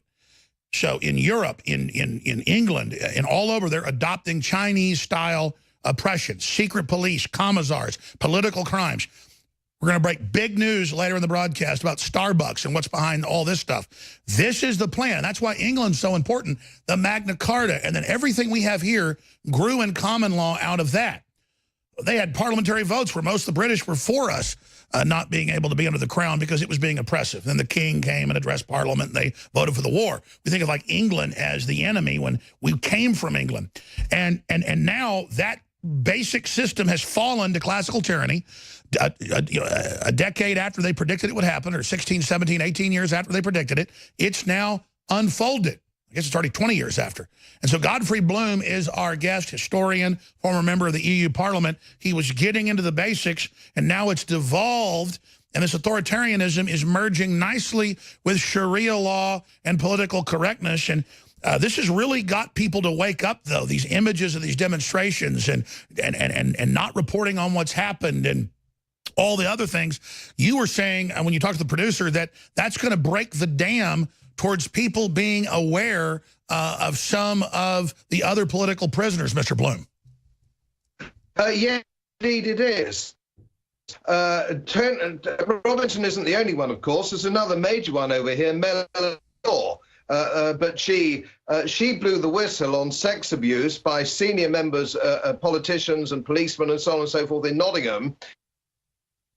And as soon as she blew the whistle, she was hustled away. She's now in solitary confinement and sedated in Peterborough. All right, God. What she did was blow the whistle on these things. Godfrey, you're over in the UK. Your Skype's a bit hiccupy right now. Tell us the name of the lady again and start over. Melanie Shaw, who was a whistleblower on the problems that the sexual abuse case. It was a sexual abuse case in Nottingham. She blew the whistle on it. She was in a home an orphan's home. She blew the whistle, and now she's sedated in solitary confinement in Peterborough prison. Well, I used the term commissar when you said political crimes, but that was their specialty in the old Soviet Union, wasn't it? Drugging you? Wasn't that their specialty, Godfrey Bloom, in the old Soviet Union, would be grabbing people and drugging them? Well, yes, indeed it is, and it's unbelievable that we've got here. But of course, they've degraded. We have a Bill of Rights, we have a Toleration Act, we have a parliamentary system, we have a Court of Appeal. And 20 years ago, if Tommy Robinson was to appeal this, it would be granted immediately. There was no question about it. This whole thing is a stitch-up. It's totally against the fundamental principles of English law, which we've abandoned. But we've also abandoned teaching children about the principles of English law in school. This is how the state gets away with it. It's just the same in America. If you grow up a generation, or now with the second generation, who has no knowledge about the principles of English law, it's very easy to take it away from them. Let me give you an analogy, if I may, Alex. Please. I found a gold, and I found a gold watch in a drawer in your house, which you'd forgotten you had, and I stole it, it would be years before A, you realised it had gone, and B, who could possibly have stolen it? It would be impossible. So this is what they do. They make sure that people don't know what their historical rights are in law, and it makes them easier to take away. And of course, what you get then is a very frustrated populace, which we have at the moment, who don't really understand what Tommy Robinson's done. They don't understand what Melanie Shaw has done, and these other people. And as it comes out, people are now beginning to realise just how far down the path to a totalitarian state we've gone. Incredible. Yeah, there's the article. Child abuse witness held in Peterborough prison, drugged, key whistleblower. Unbelievable. And I'm told that's why they're coming after me, is exposing the pedophilia. And I've been told if I don't shut up, if I don't stop funding investigators, that I'm going to basically be executed. Well, whatever then. Somebody's got to stand up for these children. It's not heroics. It's basic instinct. But as you said, English common law is the basis of our law here. It's being stolen there. It's being stolen here. We're just a few years, 3 or 4 or 5 years behind you. In some areas, already just as bad. And if you don't know you have a freedom, it can be stolen much easier. People are having their birthrights stolen. And as a great teaching moment, they're teaching you we can secretly arrest Tommy Robinson, put him in a prison, and then order the media not to report on it. That is just incredible. Yes, and I think we don't know, do we, how many other people have been arrested that we don't know about because they didn't have a political profile. And you can go right back. I don't know whether you remember the shooting in Dunblane, the mass shooting in Dunblane. Yes. There was a massive inquiry into that about 2 decades ago. And that overturned a very big paedophile ring. And that was closed down. There have been books on it. Why was it all closed down? The whole investigation was closed down, and the whispers were some very senior government ministers were involved. And of course, if you look at, I'm not allowed to speak about certain things here, but if you drill down on some of the things coming out, and some extraordinary people involved in all this. That's right. There it is. A big political cover-up, 1980s pedophile ring, Washington Post in UK Parliament. But that was the old Washington Post before Jeff Bezos bought it. You won't be hearing about that anymore. And historically, we saw this in Rome. We saw this in other areas. They would use pedophile rings to compromise and control people because pretty much every culture would not put up with buggering children. And so really this is the evil thing that welds all of these networks together. We know the EU has unbelievable giant pedophile schemes, Satanism, little kids in cages found dead in the Netherlands. I mean, this all comes out but then gets shut down. And then here you are, famous, a member of EU Parliament, you name it, and you can't even talk about it because they've put D notices in now on the citizens not to talk about it. That is incredible, Godfrey Bloom. Yes, and of course the mainstream media go along with it. But what you've got to understand is that the BBC is a state broadcaster. The governor of the BBC, the trustees are all selected by government. Channel 4 is a publicly owned company. You can't broadcast on Sky TV, for example, without a license. So all mainstream media is very tightly controlled by the government. And it begs the question, does it not? I was talking to a colleague about this earlier on today.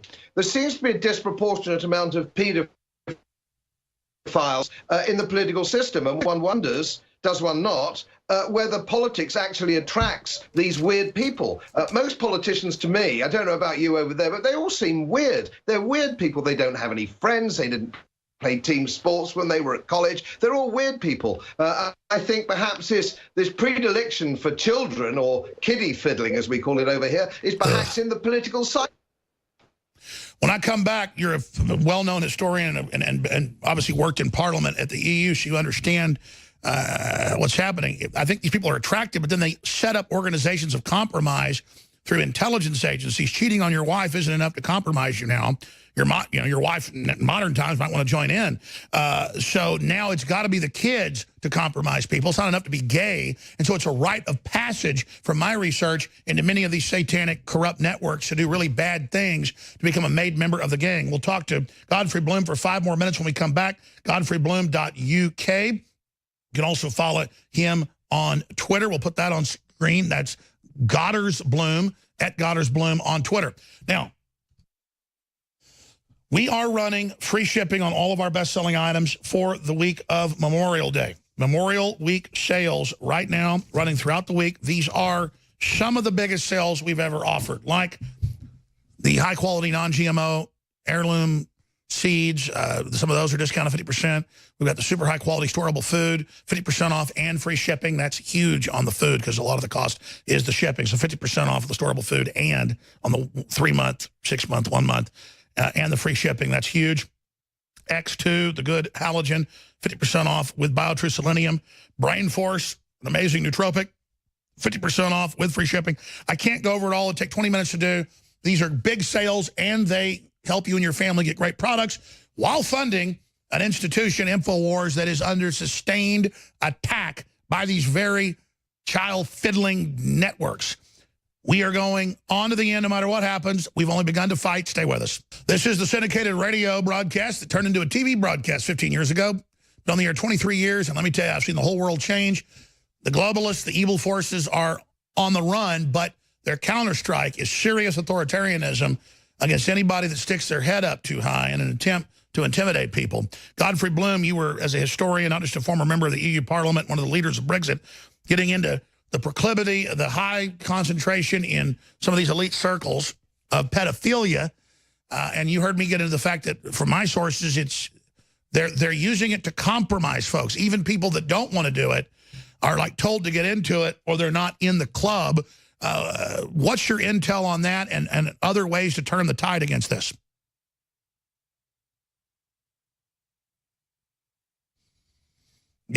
That's Godfrey Bloom. His Skype's usually good. We've had some real problems with it today, but hey, that's the beauty of Skype. It's like we're talking to somebody. How far away is England from Texas? 5,000, 6,000 miles? So, Godfrey, you're back. What are they using the pedophiles for in government? To compromise people? Well, it's the one thing that an accusation of you can't bounce back from.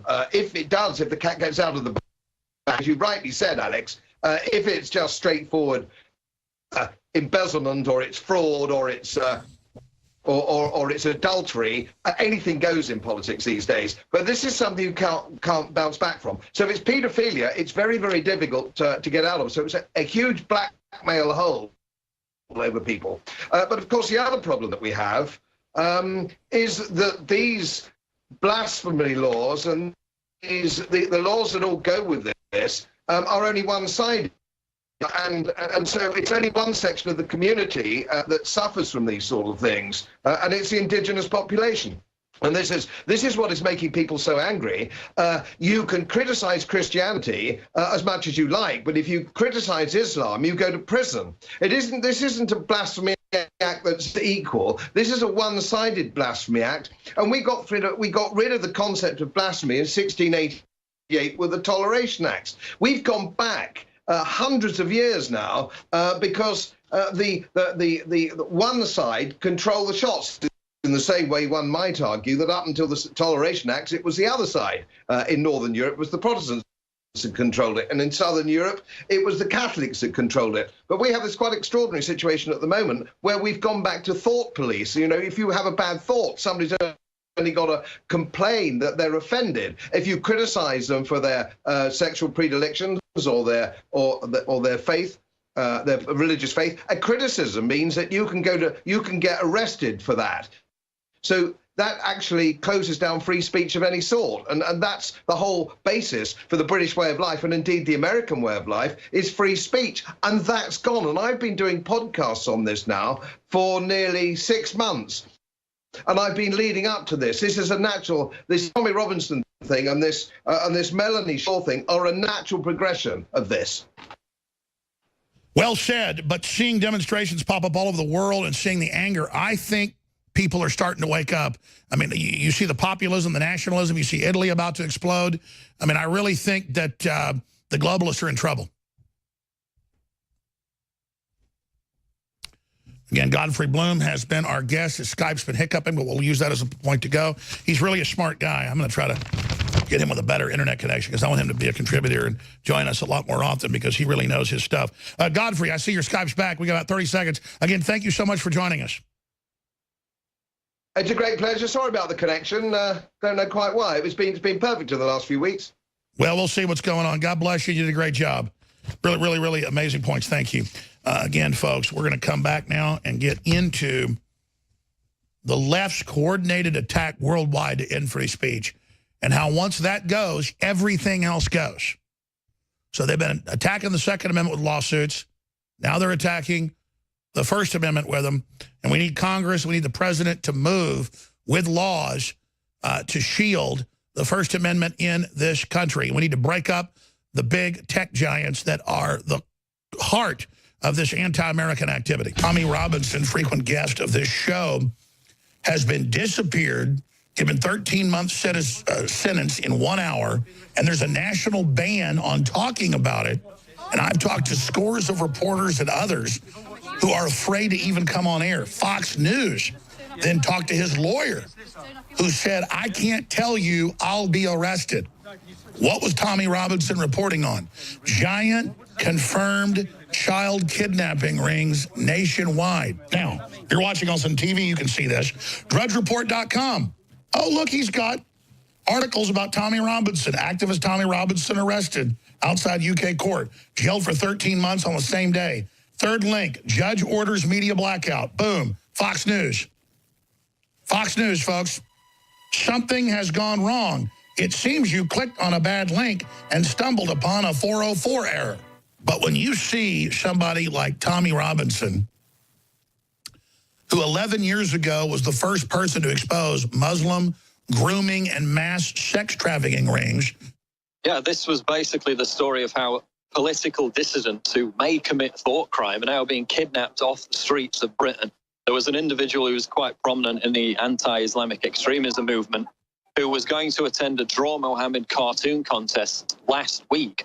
The police rearrested him for a previous charge, which he had already been released for, in order to prevent him from attending this conference, literally just so he wouldn't offend Muslims. So that story, we've done a report on that outside Big Ben. That's a massive story. It's going to be up tomorrow before the show. There have been slave caravans and slave women and slave children being sold for 6,000 plus years of recorded history in North Africa, in the Middle East, and in Central Asia. By the way, there other cultures were selling slaves as well. It's just those cultures never came up to the 21st century. So I have a whole stack of mainstream British news, after 11 years of them covering it up, having to admit that indeed every major town has thousands of little girls and some boys trained, recruited, and then put into sex slavery by age 9, 10, 11. And if the parents, the poor parents, get uppity and say no, the police come and set them up and arrest them and have CPS, Child Protective Services, take their children. They're now having parliamentary hearings on this. So they could cover it up for decades, but because of Tommy Robinson breaking the ice, blowing a hole in the lie, being put in prison for a year 5 years ago over this, and not shutting up, others had the courage to go public. So the pedophile rings that run England, that's mainstream news, are really angry. So now they've ordered in the courts that no one report on the trials, period. Don't even say they exist. And so Tommy Robinson was arrested on Friday. He already had a suspended sentence from last year after serving 3 months in prison. He had 13 months of it suspended as long as he, quote, wouldn't go into trials and cover them live, which he'd done before. Like press should be able to do until a few years ago anywhere in the Western world. They have to protect pedophilia. You can go to any other trial you want. So he just went outside one. I watched the whole live stream after it was archived and just said they're having a grooming trial here. Didn't say the details, any of that. Now, this is all confirmed. We reported on it Friday and Saturday. Fox News has a big article that details it. It's up on Infowars.com because they removed the Fox News article. It just disappeared. Not corrected. The one that Drudge is linked to, it's just gone. Fox News confirms Tommy Robinson sentenced to 13 months for reporting on pedophile grooming trial. Here's the Fox News article that's been deleted. The link that Drudge is linked to has been deleted. Right-wing activist Tommy Robinson reportedly jailed after filming outside child grooming trial. This is Fox News, confirming everything we already told you. But it says it's shocking. His lawyer isn't allowed to talk to us. He says this is a police state.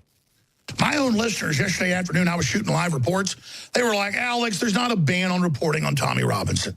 And then they started commenting in the feeds going, oh, we apologize, there is. Oh, my God, you can do that in England? Yeah. If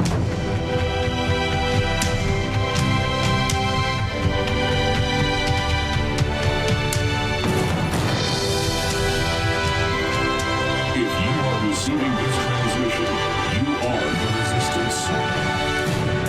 We are drugged out. We are following other people's opinions.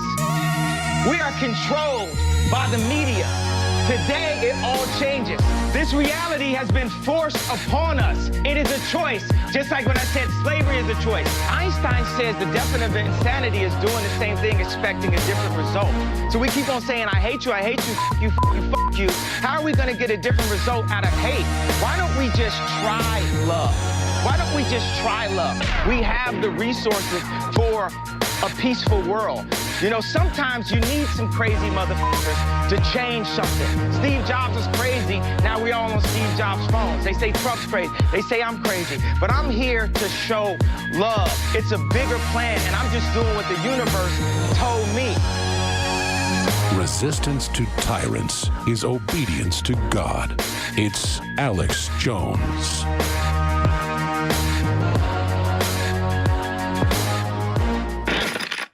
All right, Mark Randazza joins us for the balance of the hour, a little bit in the next, ahead of David Knight and our key reporting from the EU and from Europe on what's happening. We're also going to have another corporate lawyer in here, Mr. Nixon, to break down a bunch of different angles that are taking place and unfolding as well. Now, Mark Randazza is one of the top First Amendment lawyers in the country, and he's also known for taking on basically anybody's case to defend the First Amendment. But we are now in a climate, not just here, but all over the world, where communist Chinese-style standards are being adopted. We were just talking during the break. You were already going to come here a week ago. But now it's the perfect time with Tommy Robinson, who isn't even a racist, and who is exposing the fact that you can't even report on child kidnapping rings that are confirmed when he's the first guy to expose them. He was put in prison for it. I just had a former member of the EU Parliament on talking about all the political prisoners. They're grabbing women that expose pedophilia and putting them in prison. I mean, Europe is and the UK is just crazy. Well, they don't have the same safeguards for freedom of expression that we do. So in the UK, I saw a little bit of the order, and it says that in the interest of justice and making sure there's a fair trial, that there should be no reporting on the trial. Now, that's pretty unusual even in the UK, but you can even do that here. Here, we do have the First Amendment balanced against the Sixth Amendment, but it's a really heavy burden because in a democratic society, you can't have fair courts. You can't have a fair trial. You can't have a fair justice system unless, as a judge I was before in Nevada one time said in a case, the best way to show the people that your court system is fair and just is to tell them, come and see for yourself. Well, when we can't come and see for ourselves, it certainly raises But they've expanded it past that with these D notices where they said, don't even report on Tommy Robinson's arrest. And don't even report that there is a child grooming pedophile ring hearing. Well, that's not inside reporting on the names of the kids or anything. Sure. I can see a judge saying, don't report the names of the kids. But, Yes. but they're not doing that. He's just outside saying, see, I told you that town had that going on. Boom. Yeah, I mean, as far as the facts that he's reported, I don't know anything about them, and I can't speak to them. But what I can say is it troubles me when what is supposed to be a democratic country shuts down reporting on anything that's a matter of public concern. And by the way, it was overturned because major papers reported it. We just had the exclusive on earlier with the man that was there in the court when the judge did it, and now it's been overturned today. Has it? Well, so he was able to talk about what the judge did. Yeah, the judge said, I'm not putting you in jail for violating the last gag order. I'm putting you in jail for 13 months for what you did today. And that was standing outside the courthouse saying there is a Muslim grooming gang trial happening inside. Well, I mean, to go to jail for making a statement like that seems excessive to me. I mean, if it's defamatory, then let somebody bring a civil case. But to put someone in prison for something like that just seems troubling to me. But, this is not just something that we got to look across the ocean at as a problem. Here in the U.S., I'm finding more and more cases getting sealed by judges when certain powerful litigants want them to. For example, there's a case I can't talk in too much detail on it because I'm working on it, but Giuffre versus Maxwell is taking place up in the Southern District of New York. And in that case, the entire case has been sealed for the most part. And that's because the judge hasn't really articulated much. We're before the Second Circuit Court of Appeals. Damore versus Google, James Damore, who the dissident from Google. I mean, Google's lawyers have moved to seal that case, and the complaint in that case is now no longer a matter of. By the way, we know why. They make them worship people as dragons and as golden buildings. It's totally nuts. Welcome back. I'm Alex Jones. We're broadcasting worldwide.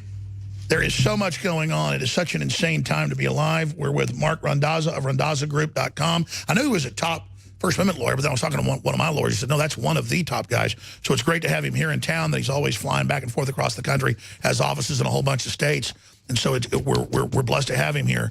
Let's get into Roseanne on the First Amendment. So much here. Sure. Roseanne canceled at ABC following racist tweet. Yep. Maybe it's the show already started to sink. Roseanne Barr goes on wild racist tweet storm about Clinton's, George Soros, and others. Then I read her tweets. I didn't really see anything racist in there. I heard her talking about George Soros and people. But hey, ABC, she works for them. It's their contract. They're allowed to do it. Just like the NFL. Exactly.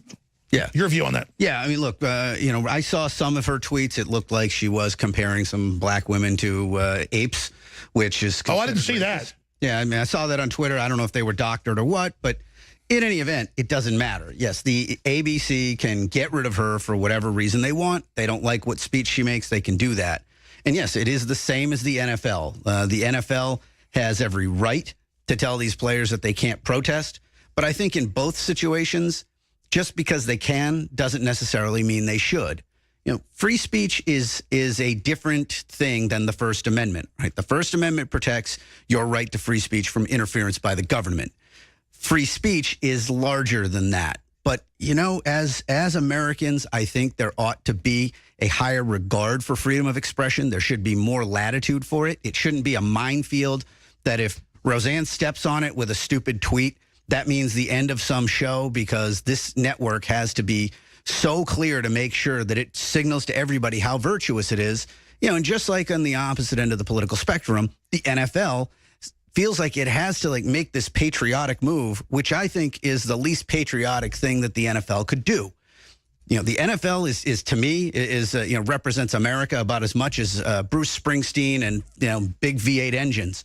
But then you've got them really just taking a dump on these players' free speech rights. And I think that there's enough room in the NFL and there's enough room on ABC to tolerate these players' speech, and there's enough room to tolerate Roseanne's speech, because what we have is this narrowing of what is tolerable. But if it's a corporation and it's a company, you can have rules. I mean, I agree that it's a slippery slope, but look, we're going to break news later today that exclusively that, and we already knew this, but that you've got the government and the leftists and some big organizations working with Starbucks to have all this race training stuff and asking patrons of their races to create racial division and hysteria, and that this is the psychological control that some very wicked corporations are involved in, pushing this whole anti-free speech agenda. So I totally agree with you that it's ominous, it's dangerous, it's bad, but we have the proof of major think tanks and psych warfare groups. We're going to break later today.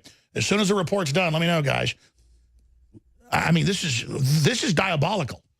Look, I don't know anything about any of that, but I can tell you that it is, to me, the amount of divisiveness that we seem to be trying to create. It's as if, the two guys who got thrown out of Starbucks, it was wrong.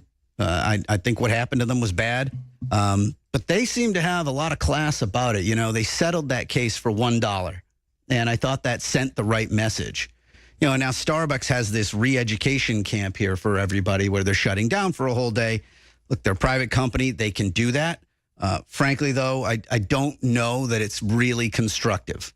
But that's their right. That's a great way to put it. Starbucks is becoming a giant re-education camp. The schools are. This is a classic Soviet-style re-education camp. That's what the sensitivity training is. And it's funny you say that because we have the documents we're putting together right now. I could have just brought it out on air, but they're doing a special report right now where it's premeditated to create more division and create a cultural crisis. Well, look, if that's the case, it would make perfect sense. I mean, it's a good idea if you have people. If you're at the top of a pyramid, what you want is the people at the bottom of the pyramid fighting with each other over crumbs. So it would make perfect sense. But, but back to the real free speech issue here is that we need a societal commitment to it. And that means we need more tolerance for it, both from the right and the left. It's like we've seen a lot of it from the left recently, but I think we're seeing just as bad from the right. When you see people cheering this NFL policy, these are the same people that we've relied on for the past few years. No, I thought that the other day. Speech. I mean, I agree they have the right to do it as a corporation, but I made the point. Now we got the right wing coming in and attacking speech and the left wing. Well, there'll be nothing left when they're done. And that's the problem. We're all just dividing into tribes instead of having free speech being our tribe and then saying we can differ on policy, we can differ on race theories, we can differ on gender theories, we can. But see how they segue it in is like saying video game makers are causing mass shootings. No, some mentally ill people on Prozac type drugs tend to be influenced by them. But that's like saying somebody runs somebody over with a truck because they're crazy, so it's the truck's fault. With myself and others, the new thing is Jones sent someone into the pizzeria. Totally not true. Then they say someone killed someone in the pizzeria. Then they say Jones sent some woman that, by the way, doesn't even like me, and some guy to some woman's door in Connecticut to be mean to people saying their kids didn't die, when I never said that, never named those people. So the way they're extending to get free speech is claiming that it's causing violence like fire in a theater, and then they extend it further, claiming that then it's this distress that I'm putting them under because of what crazy people did that I have no connection to. Yeah, and look, there's always been this argument, back to the 50s when people tried to claim comic books were causing kids to be mentally ill.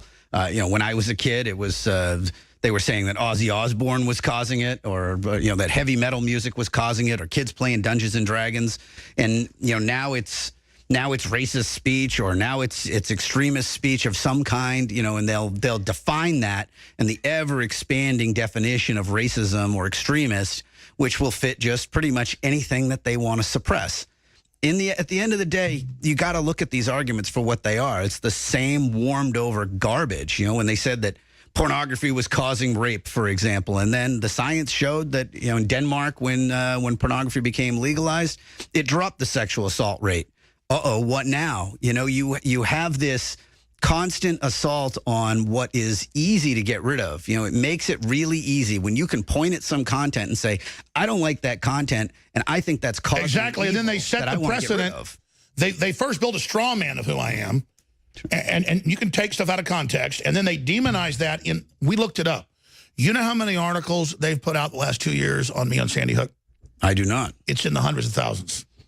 Because they'll put one out and then it's syndicated everywhere. It's on every TV. I mean, this is like propaganda you put out before you invade a country. Sure. So, and now they admit in the Wall Street Journal, the plan is when they take me down in WikiLeaks, they are planning, they said, to end the free web as they know it. This is public. I can show you the article. I mean, you're one of the few media personalities who isn't beholden to one of these large companies. So, I could see why that would be troubling to them. I mean, I can see why some people might not like your views, but what's wrong with letting them be out there and combating them with your own? I mean, they had Air America, it didn't work out that well. I mean, people just didn't want to listen to it.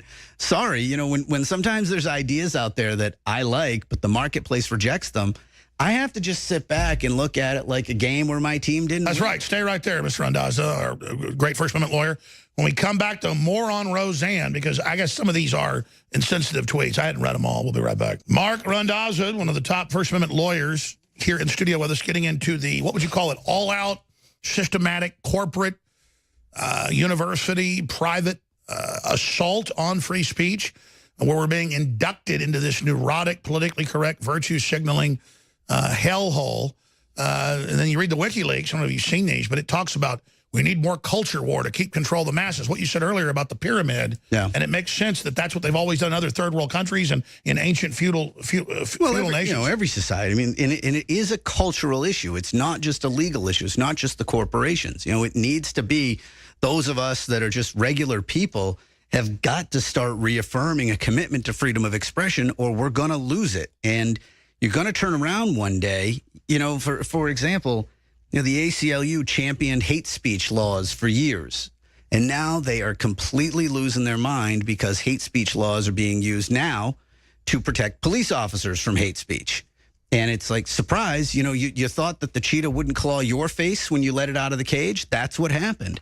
So we have this cultural problem, and yes, it's been bubbling up for years. I mean, I remember when I started college, I had a poster on my wall on my door on my dorm room that had the Nazi swastika with the red circle around it with the line through it. It was from a Dead Kennedys album. I was kind of a punk rock kid back then. Still am, just changed my hair a bit. But, I got written up for having an anti-Semitic display. I know. It's incredible. Exactly.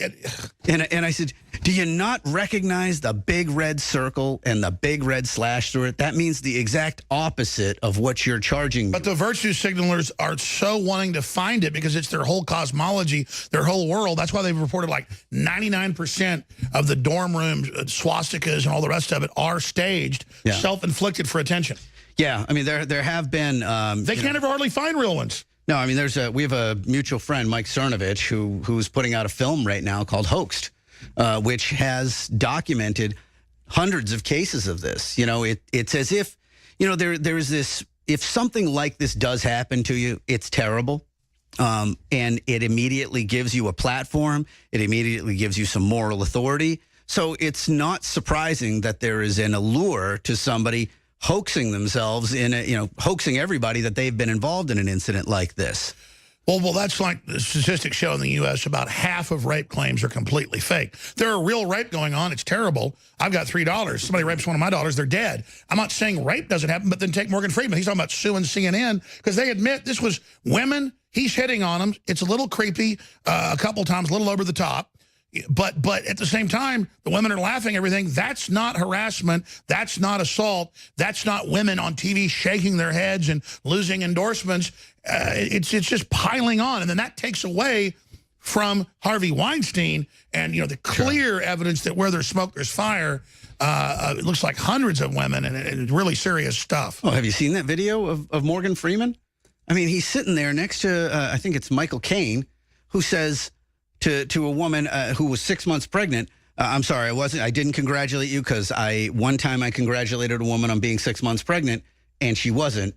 And oh boy, was I embarrassed, and I'll never do that again. And Morgan Freeman says, I wish I was there. Because it'd be funny. Right. He's not talking about being there when she was pregnant. No, I mean, I don't see how anybody could interpret it that way. But this woman was so desperate to be offended because, offense and victimization is the coin of the realm now. So even though it doesn't really do anything for most people, and then once they do it, once they file the fake EEOC complaint, once they do that, then they don't get hired because they blackballed themselves, not the other people. They don't understand it. I mean, I don't know. Yeah, back this up. We're going to play the Ebel offensive clip in a minute. And this is them talking about going in style. And then the women all sit up there all angry. Where's CNN? They might have one report every 6 months about thousands of women sold into sex slavery every month out of sub-Saharan Africa by Arab slave traders in cages. The Arab slave trade is back, and there is zero coverage in the New York Times, Washington Post, but then there's women shaking their heads about Morgan Freeman. Here, let's play the clip. one time I congratulated the woman on being pregnant, and she wasn't. And so I've never done it again. For 50 years, I've never done it. You've learned your lesson. I learned my lesson. Boy, do I wish I was there. This movie is... And the women look like they've seen the ultimate criminal here. Well, my favorite part of that clip is actually when you show the two women. I mean, I don't know if I'm just interpreting the woman on the left's view, but the woman on the left here seems to be looking at her co-host. She looks at her at one point like, "This is what you brought me on for?" Right? I don't know. That looked to me right there. If I can read her, she's like, "You got to be kidding me. How do I keep a straight face?" Although who knows? Maybe she's sitting there saying, "Me too, sister." But there are close to 1 million people killed in the Arab Spring that Hillary and Obama funded. They took out moderate people who made deals with us, who they betrayed in deals, and then murdered them. And then under the Islamic caliphate idea, blacks aren't fully human. They're the ones that started the modern slave trade. And they are, I mean, even Al Jazeera admits tens of thousands of women a month are being sold in slave auctions.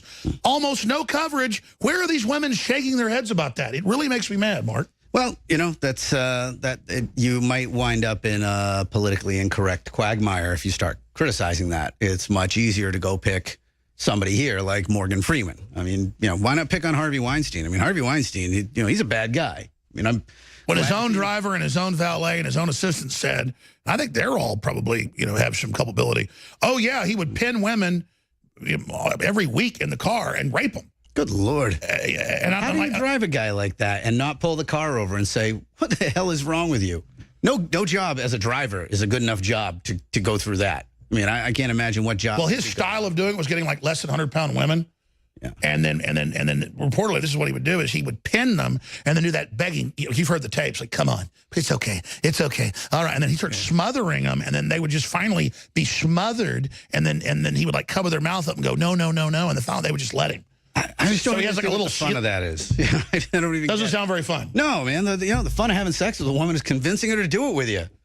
She wants to do it. Well, the fun is them ripping your clothes off. Yeah, hell yeah. I mean, that's. I don't know if it's this kind of show, but yes, that's the more fun way to do it. Well, no, I mean, I'm just not fun about that. Yeah, it's a family show at the same time. That's natural. Men and women. It's like James Caan said. I played the clip last week when you were on. They're like asking about Morgan Freeman. He's like, isn't that what men and women have done since the beginning of time? That's what mammals do. They get together. It's this feminist radical idea that a man and woman, even initiating like, hey, you look good, let's do something, let's go out to dinner, that's somehow tantamount to rape. No, it's not tantamount to rape. And it's Hollywood, where they abuse women more than any other group out there in my reading and my research, that is the ones pushing men against women. What do you think's behind that? Look, I heard a really good comedian. I wish I could remember her name, but she said, you want to know how to keep from getting accused of sexual harassment? She said, be hot. I mean, look, if Harvey Weinstein was Brad Pitt, I wonder how that all would have gone down. So I just think that this is like it's a hysteria that, unfortunately, there is fire. Okay, it's not like where there's smoke, there's fire, and there isn't. But they keep equating rape.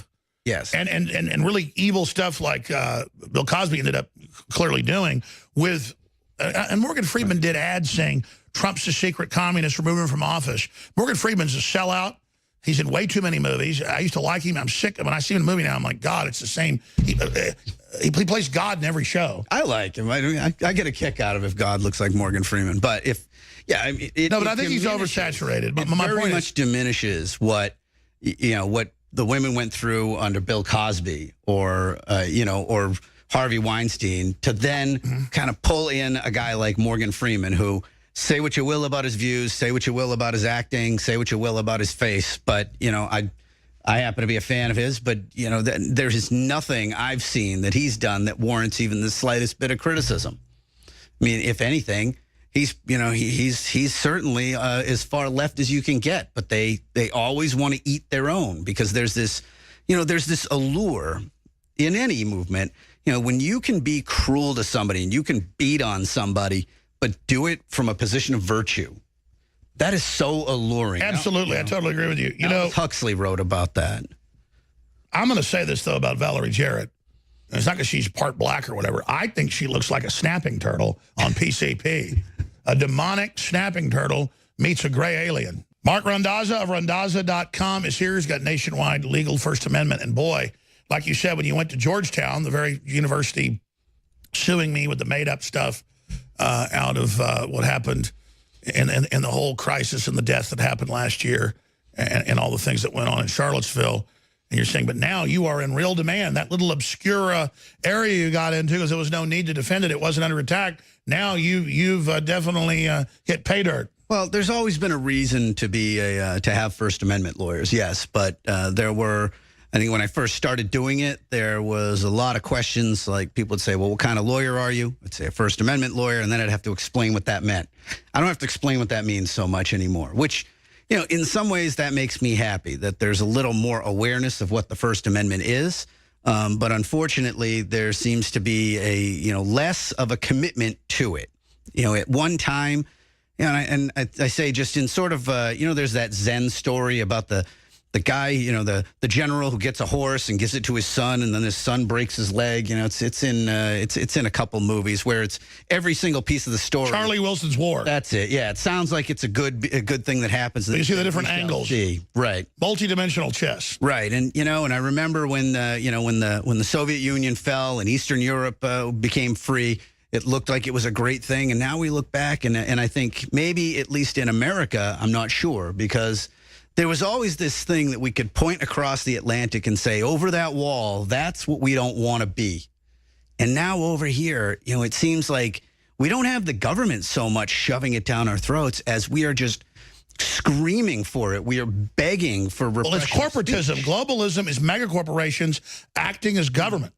And bigger than government, more powerful than government. I mean, look, if you tried to rein in Twitter and Facebook's censorship, which, you know, they are allowed to do what they're doing under the First Amendment, at least for now. I mean, I'm hoping that there are some legal theories that percolate, that somehow rein them in. But, you know, I recognize that the weight of the authority right now says they can do that. Let me break this down.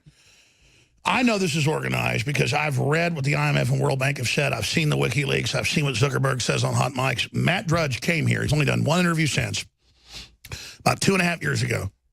No, about 2 years ago.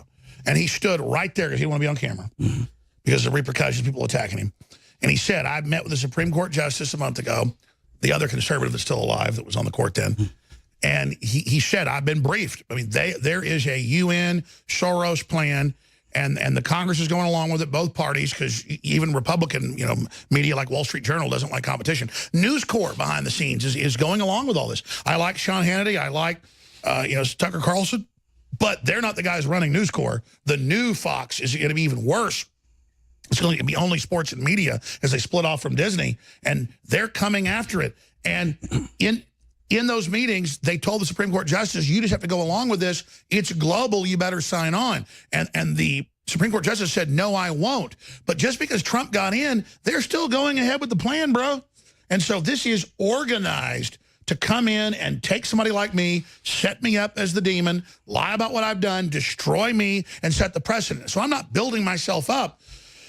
I'm not that important or powerful to have over 100,000 articles about me just on the Sandy Hook misrepresenting what I said or did.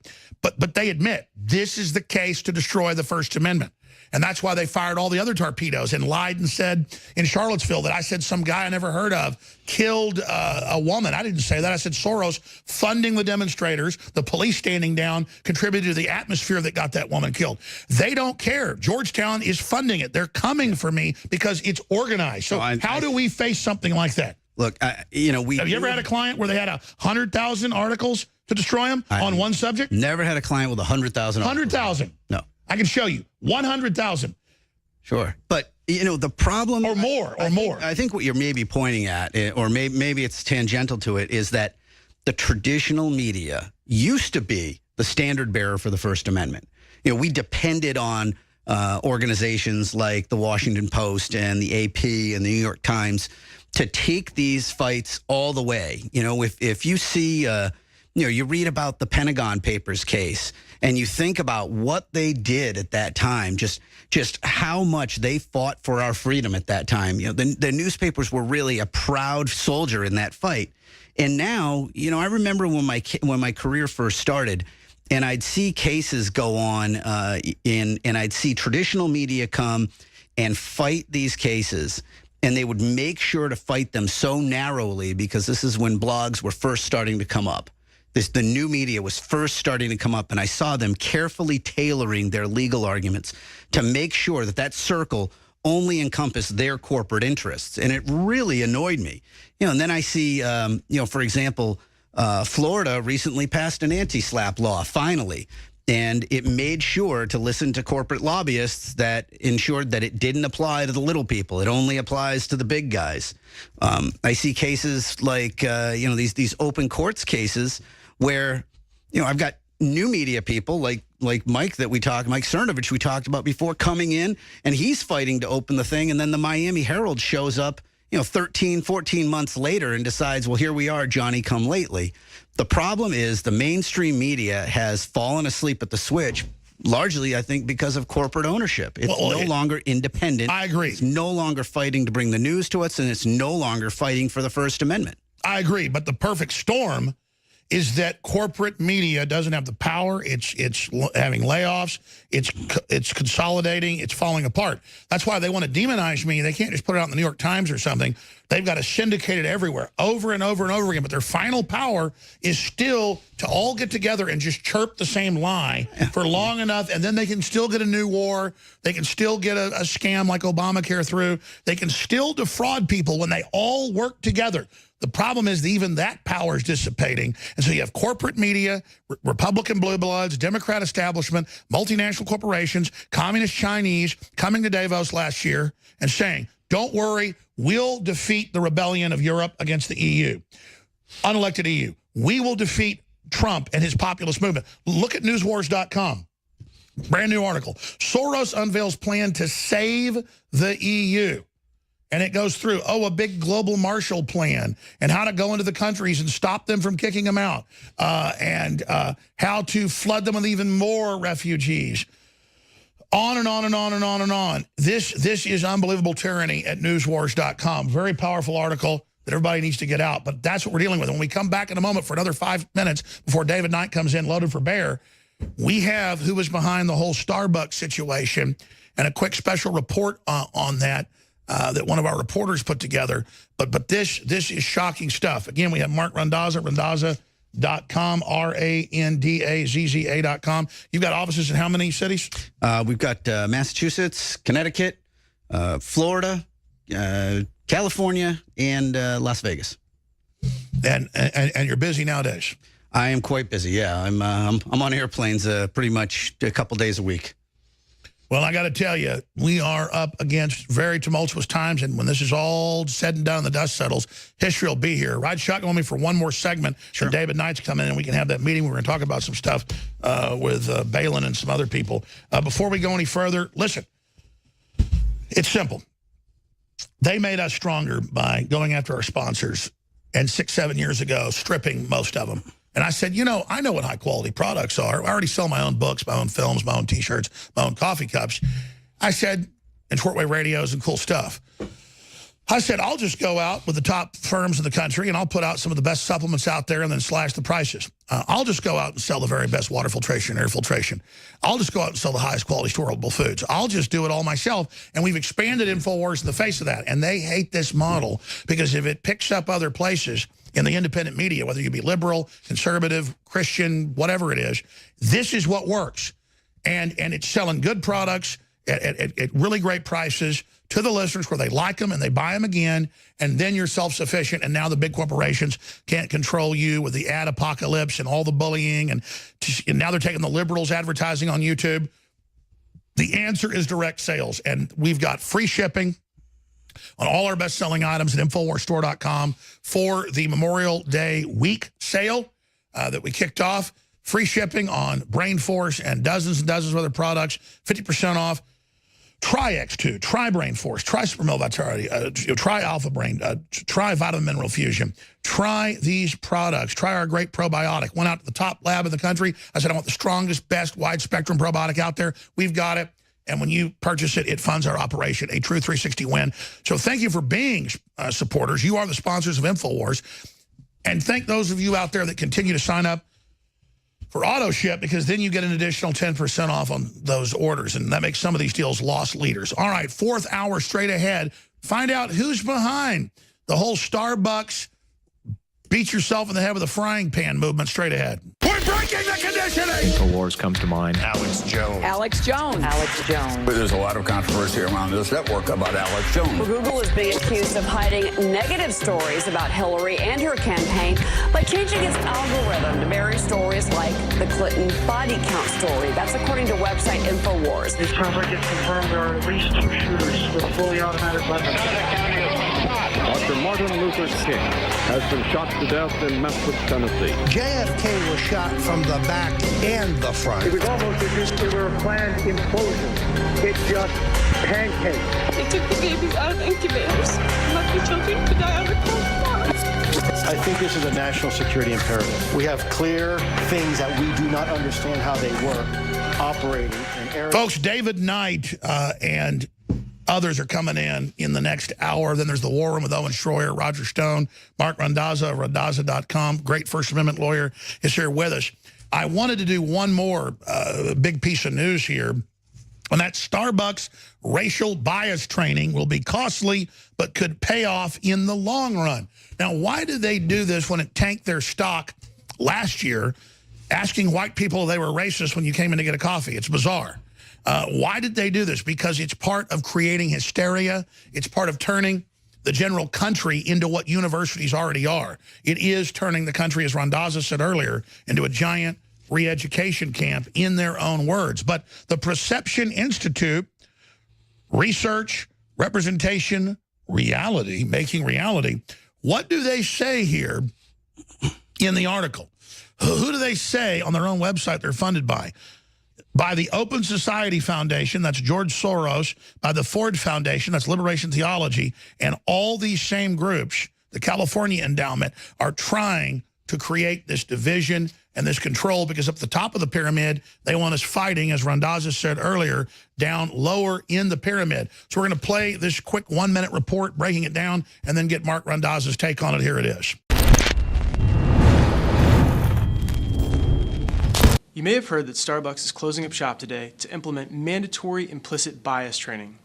The move will cost an estimated $12 million in lost revenue, and critics say that it amounts to no more than virtue signaling. What's worse? Experts claim that when you mandate this type of training, it actually does more harm than good. So why would Starbucks go through with such a controversial move when it's costly and ineffective?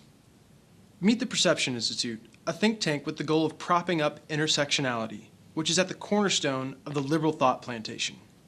Here's the kicker. The Perception Institute is supported by, you guessed it, the George Soros Open Society Foundation, as well as another globalist foundation, the Ford Foundation. Now that we're able to follow the money, we can see exactly how the story turns. The Perception Institute has partnered with Starbucks to set the precedent for other companies to mandate this type of training and make it a cultural norm. If this is something you're opposed to, try supporting a local coffee shop, where you can check out more reports like these at Infowars.com. Matt Weber reporting. And that's a quick report he fired out. Good job on the research on that, Matt Weber. Mark Randazza, I mean, it's always the same players. Look, first off, I'm from New England, so I go to Dunkin' Donuts anyway. If I can avoid Starbucks, I do. I don't like their coffee. I don't like the atmosphere. But, you know, when you look at something like this, you got to think about it in terms of what is this corporation trying to tell society? You know, they must have at some level some idea that either this is going to make them more money or it's going to steer things in a direction that they want. You know, this article here says it's going to be costly, but it may pay off in the end. I'm not really sure how. I haven't seen any part of this. The paying off is the global mission with the corporations all unified pushing this crap. They're getting rid of religion, and the new religion is this. Perhaps. I'm sorry, I'm racist. Well, it's like, you know, it seems to me that today, look, I think fighting racism is a noble cause, but it seems to me that it is becoming what communism was in the 50s during the Red Scare. Not that, you know, somebody is actually racist, but it's this question. I think at some point we're going to see people in front of microphones being asked, are you now or have you ever been affiliated with somebody who could be perceived as racist? That's right. What they're doing is initiating a class war. What they're doing is initiating culture war, and they admit they're doing it. They're manipulating the poor folks at the lowest levels of it. I'm now seeing bars are having reparations where blacks get free drinks. Look, in reality, I think, you know, these people should understand we all do actually get along pretty well. That's right. They're trying to make us not get along. All right, David Knight's coming up. The wars comes to mind. Alex Jones. Alex Jones. Alex Jones. There's a lot of controversy around this network about Alex Jones. Google is being accused of hiding negative stories about Hillary and her campaign by changing its algorithm to bury stories like the Clinton body count story. That's according to website InfoWars. This coverage has confirmed there are at least 2 shooters with fully automatic weapons. Dr. Martin Luther King has been shot to death in Memphis, Tennessee. JFK was shot from the back and the front. It was almost a nuclear planned implosion. It just pancaked. They took the babies out of incubators. Lucky children could die on the crossbar. I think this is a national security imperative. We have clear things that we do not understand how they work, operating in areas that we can't control. UFOs. Is this global governance at last? Is it one world? The central bankers in charge. Israel claims the attack was accidental. Some former U.S. naval officers say it was on purpose. They describe the day's action as part of a continuing cover-up. Russian intelligence compiled a dossier on Mr. Trump during visits to Moscow. Russian scum! Denied everything. He called it all fake news. And he accused CNN of being fake news. This is a national emergency. If they kill Trump or remove Trump, it will cause a massive civil war in this country. This is a FEMA high-level alert. We are at war with Russia. Are you aware that Mr. Stone also stated publicly that he was in direct communication with Julian Assange and WikiLeaks? The White House and the president are citing InfoWars. If they can shut us down, you're next. If you are receiving this transmission, you are the resistance. It's Alex Jones. We are drugged out. We are following other people's opinions. We are controlled by the media. Today, it all changes. This reality has been forced upon us. It is a choice, just like when I said slavery is a choice. Einstein says the definition of insanity is doing the same thing, expecting a different result. So we keep on saying, I hate you, f*** you, f*** you. How are we gonna get a different result out of hate? Why don't we just try love? Why don't we just try love? We have the resources for a peaceful world. You know, sometimes you need some crazy motherfuckers to change something. Steve Jobs is crazy. Now we all on Steve Jobs' phones. They say Trump's crazy. They say I'm crazy. But I'm here to show love. It's a bigger plan, and I'm just doing what the universe told me. Resistance to tyrants is obedience to God. It's Alex Jones.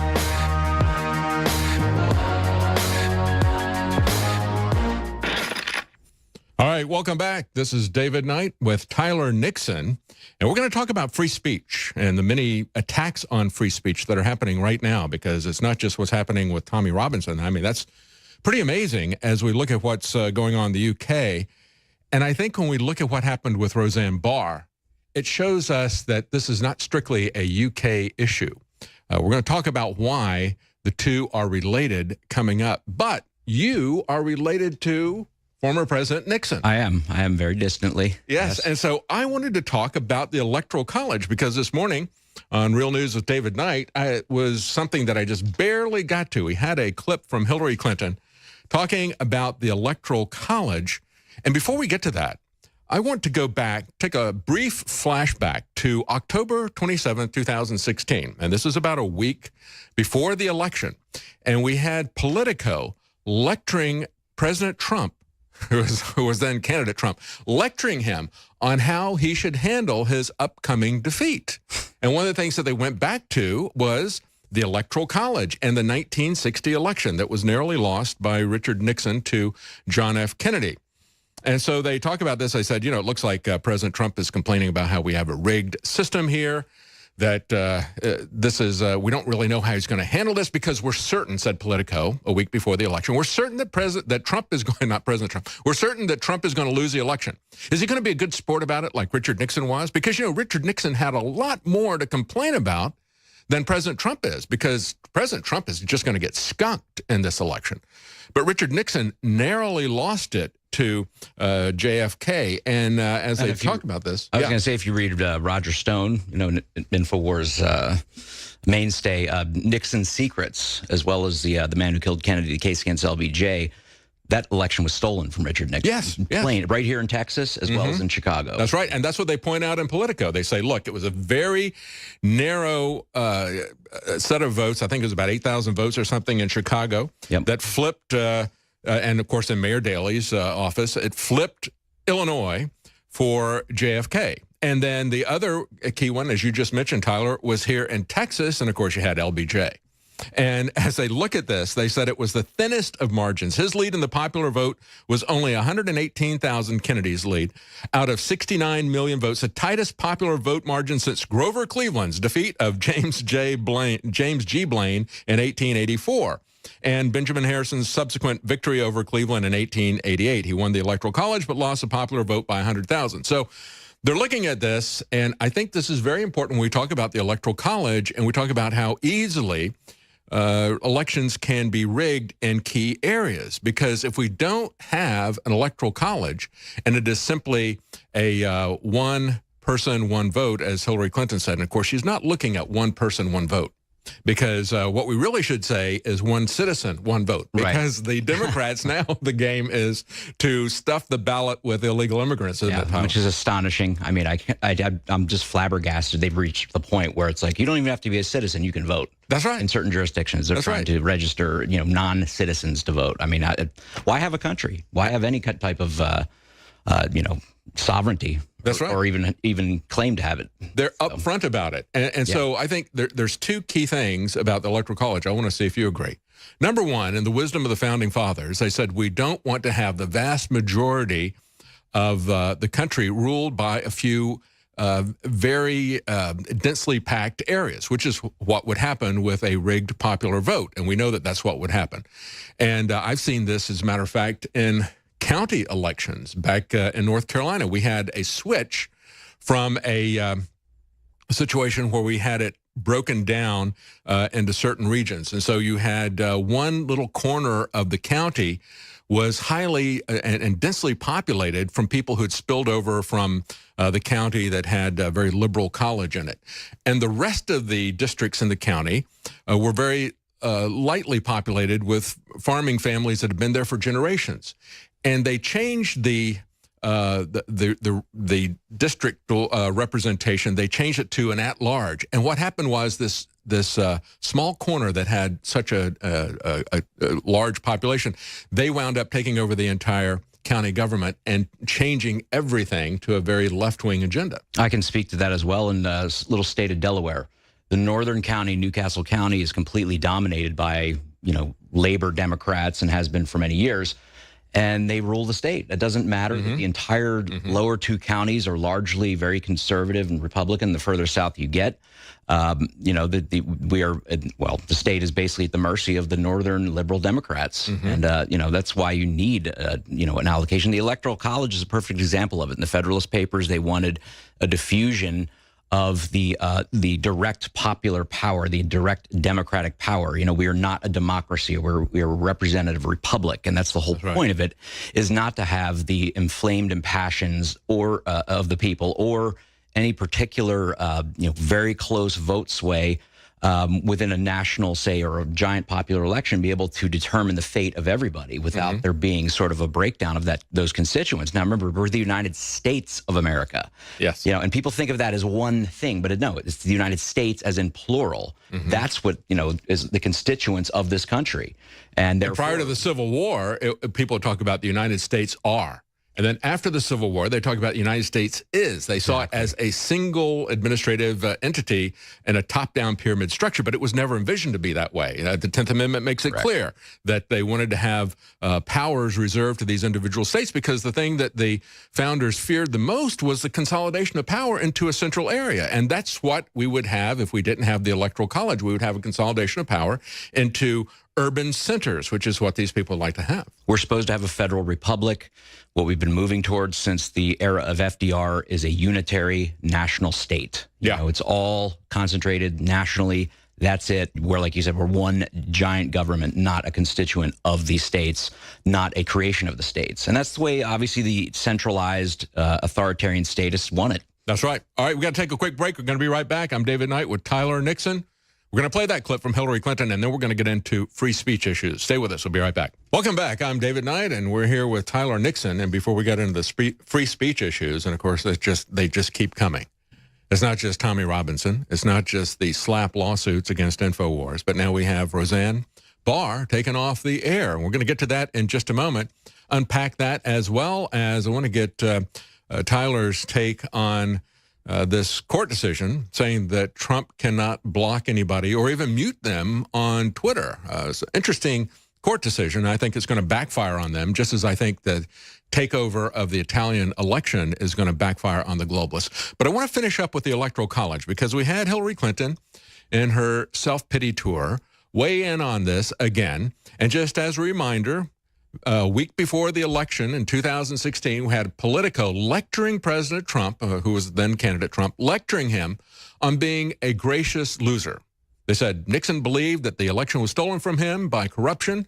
In Chicago, where Mayor Daley was there, they had that whole state was flipped by 8,800 votes, largely due to margins in Chicago, where Mayor Daley was there, very well known as a corrupt individual. And then the other place where it was flipped was in Texas, home of LBJ. And they said if Nixon had carried both of these states, he would have easily won the Electoral College 270 to 252. And they said, well, the FBI believed that Daley had flipped this. So there wasn't any question about the FBI, because they had people listening to Daley. You also got to think, with a margin that thin, 8,800 votes, I guarantee you they were flipping, there was a lot more vote corruption than that. So you got to think Nixon would have probably won convincingly in those two states. Yes. Just the fact of it's that slim a margin, even with the corruption. Well, it was a little bit more in Texas, and where they're talking about this, one of the individuals who reported on this at the time wrote a book on it. As you pointed out, Roger Stone has written a book on it as well. But this one individual said, well, in Texas, it was a little bit larger. It was 46,000 fraudulent votes would have had required a skilled manipulator. You don't think that Lyndon Johnson is a skilled manipulator? No, that's totally that makes total sense. Lyndon didn't. He stole big time. He didn't steal small time, for sure. That's right. It was wholesale stuff, and he had a lot of people in Texas to help him. That's right. But I want to play for you what Hillary Clinton said about the Electoral College, because she is so desperate. Maybe we should send this article from Politico a week before the 2016 election, where they were lecturing Trump on how to be a good loser, because it was quite clear to them that he was going to lose by a much larger margin. Maybe we should send that article to Hillary Clinton. But here she is on her self-pity tour, now talking about the Electoral College. And it's not just Hillary Clinton. A lot of Democrats are talking about the Electoral College. They want to get rid of one more safeguard that the founders put into the Constitution. Here's Hillary Clinton. So, and finally, I know this is another really obvious thing to say, vote in every election, not just presidential elections.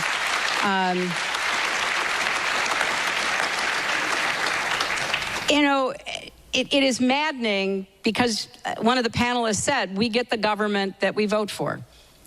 Now, we have this odd system with the Electoral College, and maybe we could get President Faust to explain the roots of that, because it's a little troubling. But nevertheless, we've got it. I've been against it, by the way, since 2000. Not that you've been against the Constitution. You need to know that, but I have been, because I just think it is absolutely contrary to one person, one vote. So you've got to find an issue that you really care about and go deep. All right, so there's Hillary Clinton. She said, we have this odd system. It's called the Constitution, as a Tyler. I know. And she's been against it since 2000. And she wants all of us to be against the Constitution as well. And it's not just the concentration of political power into urban centers that would be what we wind up with nationwide, not just in state by state. I mean, in Virginia, you talked about your experience. In Virginia, you've got the areas just outside of Washington, D.C., as well as Virginia Beach. They dominate that otherwise conservative state.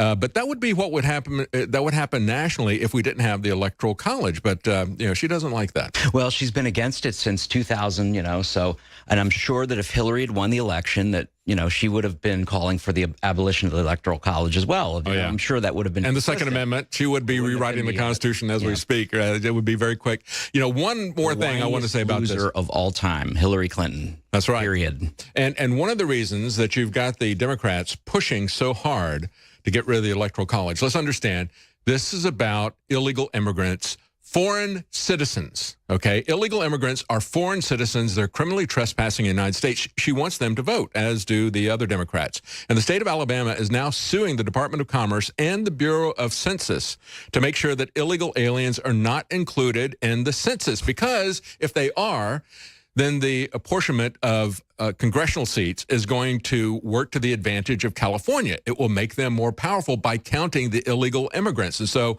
the state of Alabama is saying, we don't do that. We're not a sanctuary state, and so we don't want foreign citizens counted in California so that California can get more federal power. Oh, it's complete insanity. I mean, what it is, it's majoritarian force. They just want to overwhelm all the safeguards that the founders put in place to protect, from majoritarian tyranny, which was the whole point of our system. It was very carefully constructed with, the checks and balances, the balance of power between, amongst the branches, and as well as the way the voting was not to be direct voting, direct democracy on any issue or any particular election, with the exception of the elections of the House of Representatives. And, as the United States Senate used to be directly or elected only by the state legislatures, and that was changed by I believe Early 20th century, yeah. It was right around the time that they eviscerated the power of everybody with the Federal Reserve and the income tax. Actually, it was all in one fell swoop. They took away the ability for the state legislatures to assert states' rights, in a sense. And I'm not saying that with a loaded term. I mean, literally, state power. State power, yeah, correct. State sovereignty, their ability, the state's ability as individual jurisdictions to have a say over how the country, what the fate of the country is. They used to elect the United States Senate. People don't realize that. Now it's a direct election, and now they want the president directly elected. So, they're just trying to overwhelm, again, the barriers that keep the Constitution in place, that keep us from being overwhelmed by majoritarian tyranny. That's right. It was about a balance of power. It was about checks and balances in that power. It was about making sure that the states, essentially, if we were to look at it today, it would be as if we had the United Nations. We decide to get out of the United Nations, and they decide that we're not going to get out. And then afterwards, we just become an administrative arm of the United Nations, and we don't get to have any say-so in what is happening there. Don't give them any ideas, David. Yeah, please. I know. Well, I can see it coming. I can see it coming not over slavery, but over something like the environment, taking everybody's power away from them. It's also part of globalism, basically. They want a global government, and, having all these barriers and these sub-jurisdictions does not serve that purpose. That's right. They just want the mass that they can manipulate and say, hey, everybody voted for this, and therefore, the whole world's got to abide by this, or the whole world's got to live with it, which, of course, is ultimately manipulated anyway. I wouldn't trust any of these mass elections.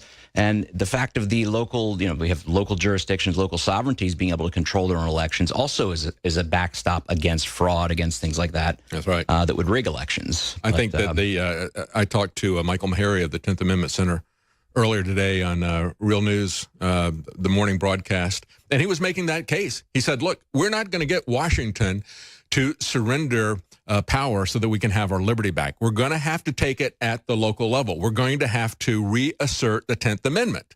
And we can see that happening with medical marijuana. We can see that happening with people putting teachers in schools with guns, even though the feds have a law against that. We'll be right back. Stay with us. Welcome back. I'm David Knight here with Tyler Nixon. And let's take a look at the free speech issues, because we've just had another one pop up, and that's Roseanne Barr. She has now been canceled by ABC News because they didn't like what she tweeted. And understand that this show that they've just canceled, they had already renewed it. Why? Because it is the most popular television show on TV. ABC canceled this, and of course, they're owned by Disney. It was the season's #1 scripted series on all of broadcast television. It was the highest rated, most watched series of the entire season, and they have canceled it.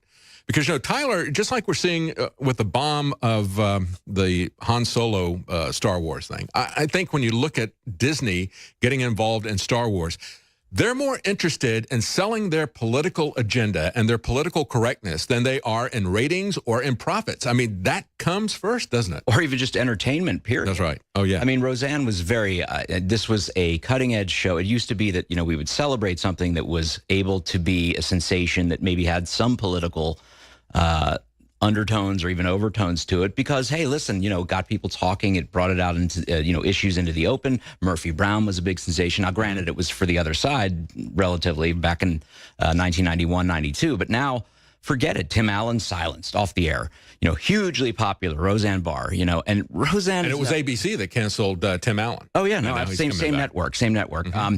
No, they don't care about entertainment. They apparently don't care about ratings or even, money, profits, whatever, advertising. None of it. It matters to them only that they silence their opponents, that they not have any type of straying from their speech code, from what they think is acceptable discussion, acceptable discourse, even in a, lighthearted, although I honestly feel like that was a show that could bridge the divide. Mm-hmm. They could bring people, bring issues out in the open in a way that people could relate to, that they could understand, hey, we can have these discussions and not be like at each other's throats all the time about it, and maybe simplify it somewhat. Because, she used to be a very, very liberal oriented, hated Bush, right, and was always, and look, she is consistent in terms of her, she's an honest person.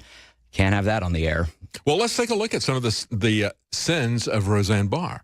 Earlier in the day, before it was put out that she was canceled, the headline was this: Roseanne Barr goes on wild and racist tweet storm about Clinton's, George Soros, and Chris Cillizza, and some of the things that she had to say. She said that George Soros is trying to overthrow the constitutional republic.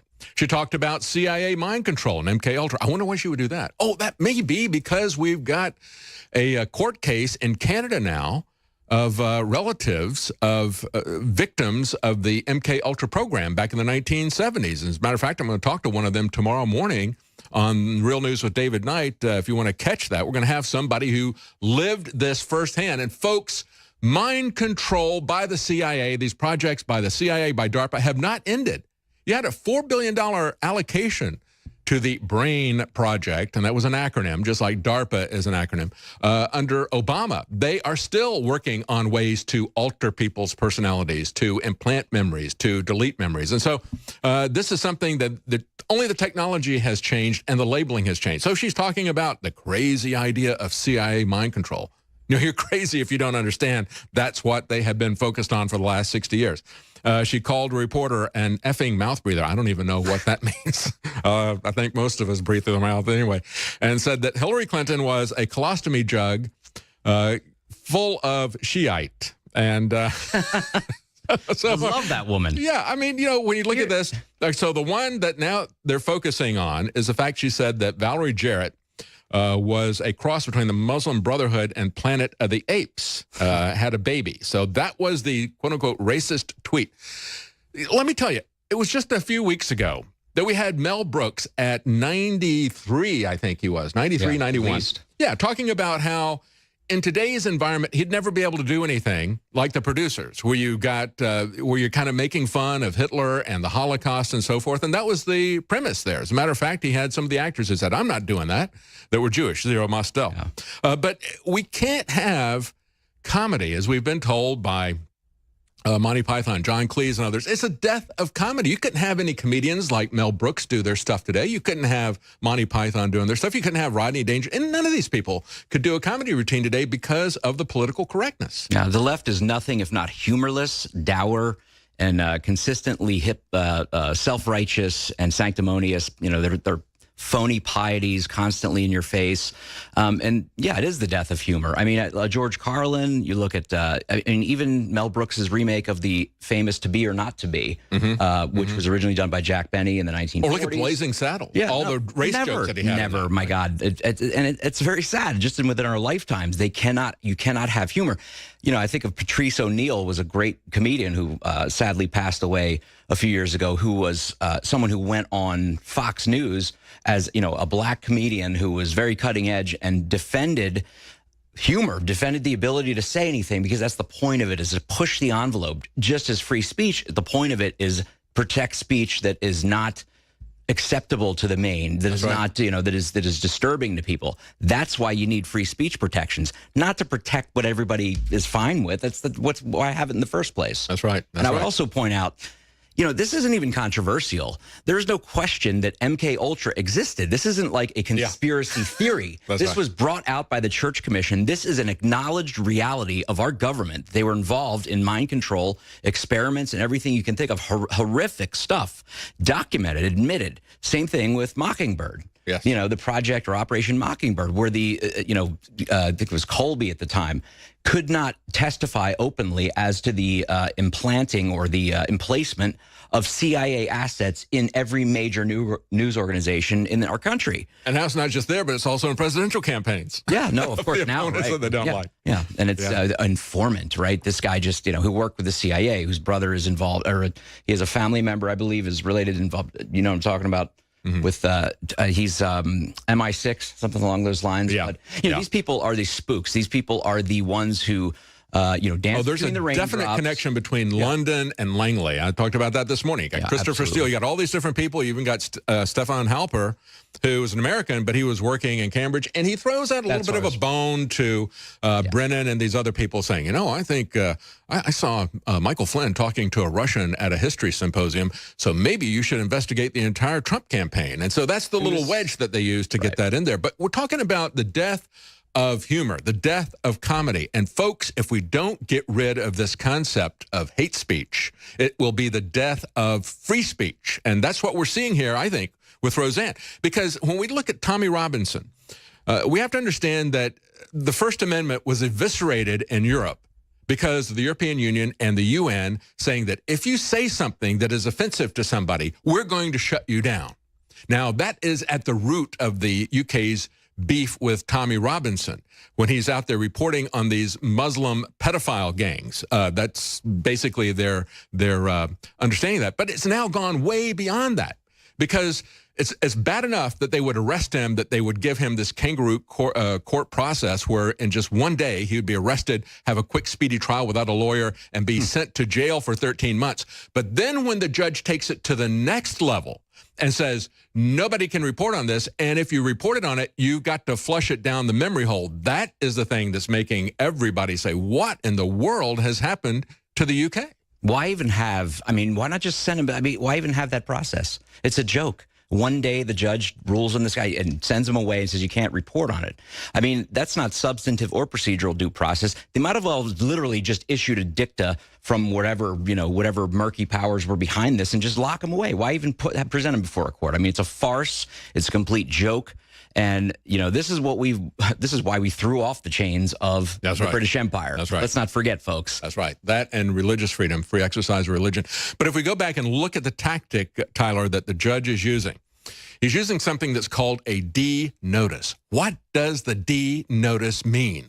It means defense. Everything in America has been, we're told that we don't have any privacy, we don't have any liberty, they're going to surveil us because we have to do something for national security.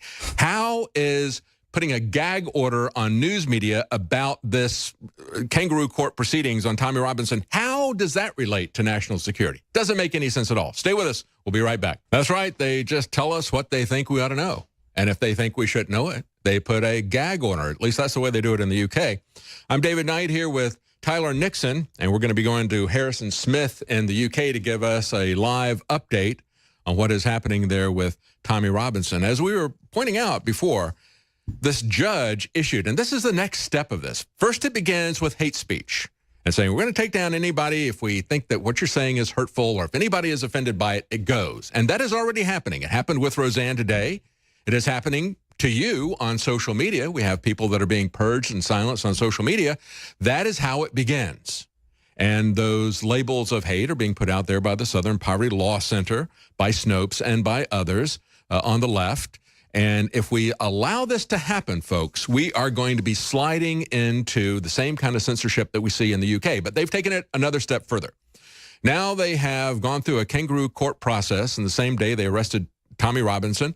The judge sentenced him to 13 months in jail, took him off without a lawyer, due process, and then he put out a D notice, which used to stand for defense.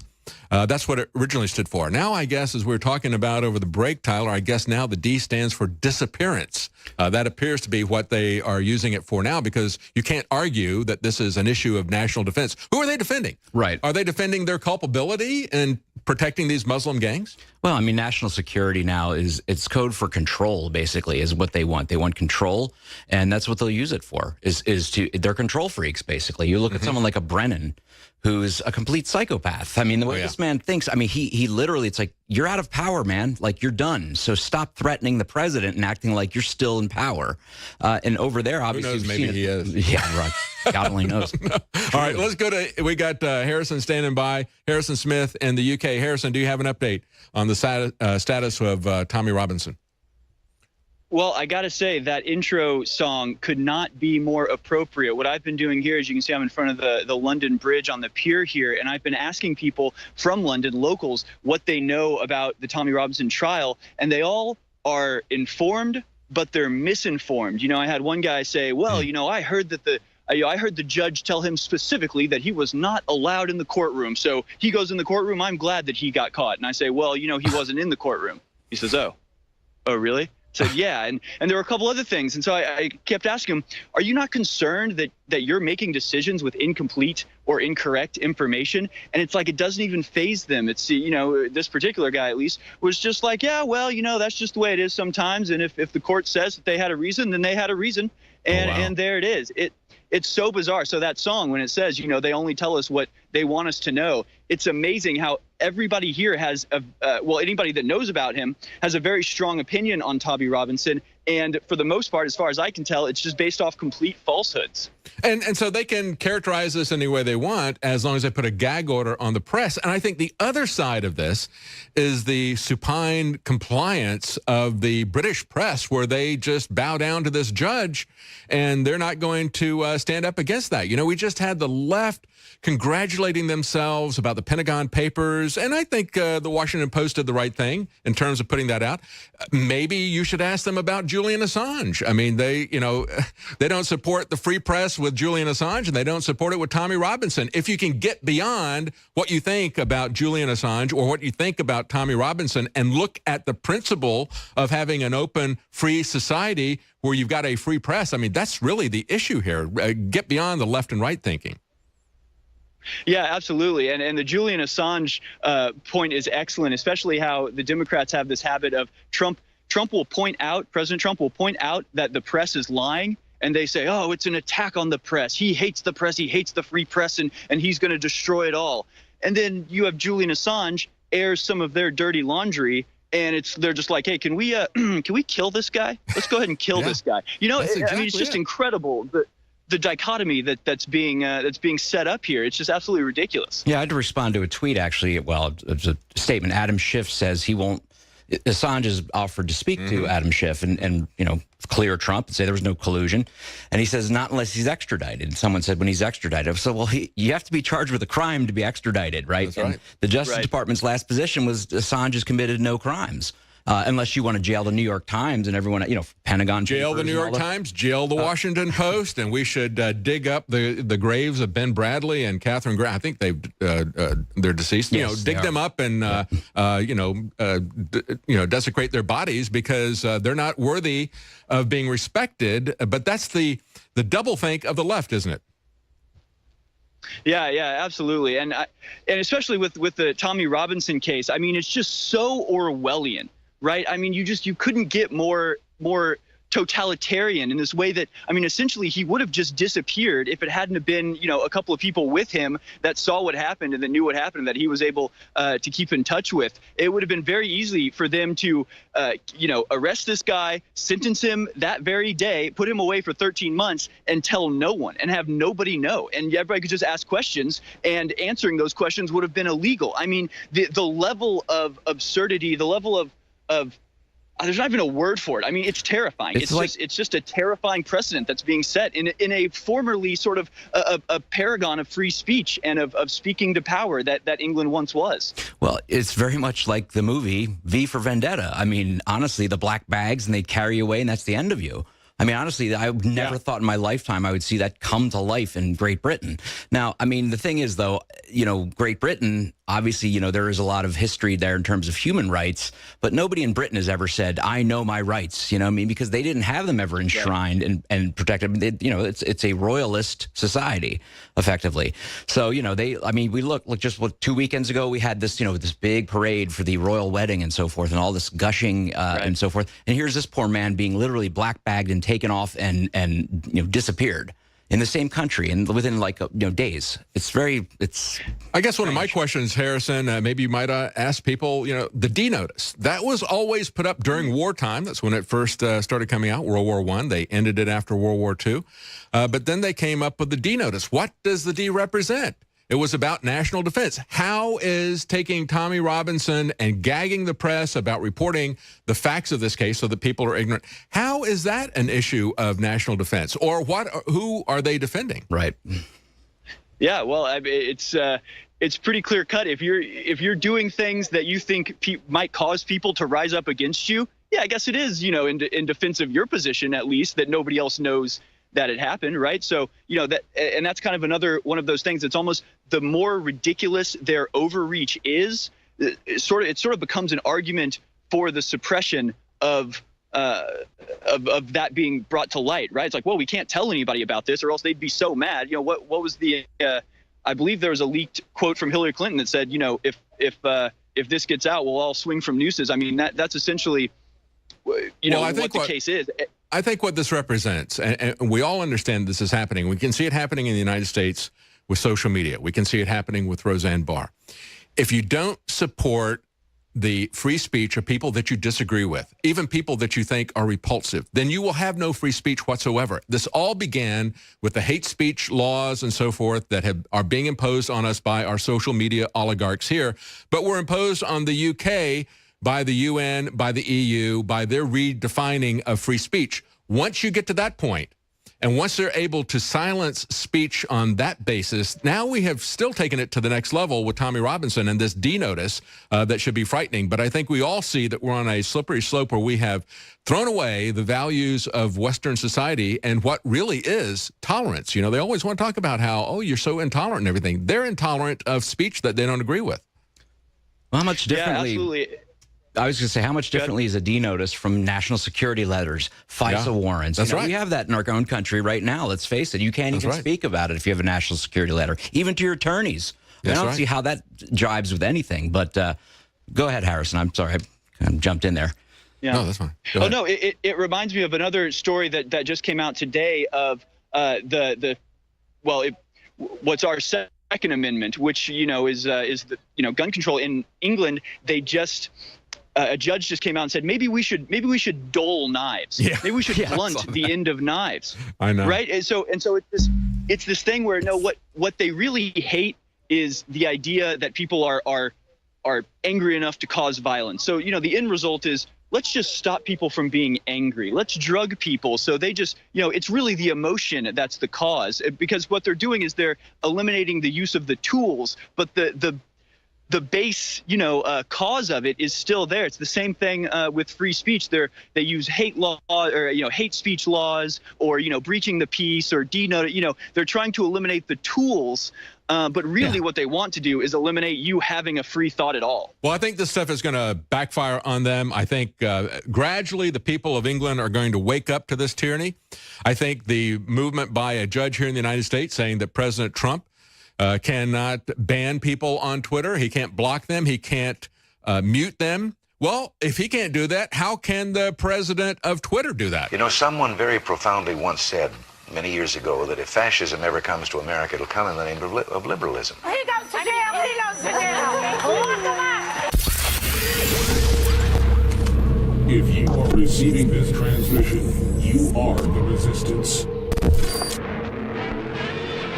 Over 20 years ago, Alex Jones created the media platform called InfoWars, and in the decades since, it's grown into a truly remarkable institution with over 200 radio affiliates, tens of millions of unique website visitors monthly, and a 24/7 live news TV channel broadcasting from state-of-the-art studios in Austin, Texas. InfoWars has become the most trusted independent news source in the country, dedicated to delivering breaking news, live coverage of special events, and exclusive reports you won't find anywhere else. While the old guard media struggles to maintain supremacy in a landscape rocked by innovation and technology, InfoWars has been at the forefront of the information revolution. From 8 million radio listeners, over 2 million YouTube subscribers, or the billions of views of our online content, InfoWars proves dominant in every facet of media we enter.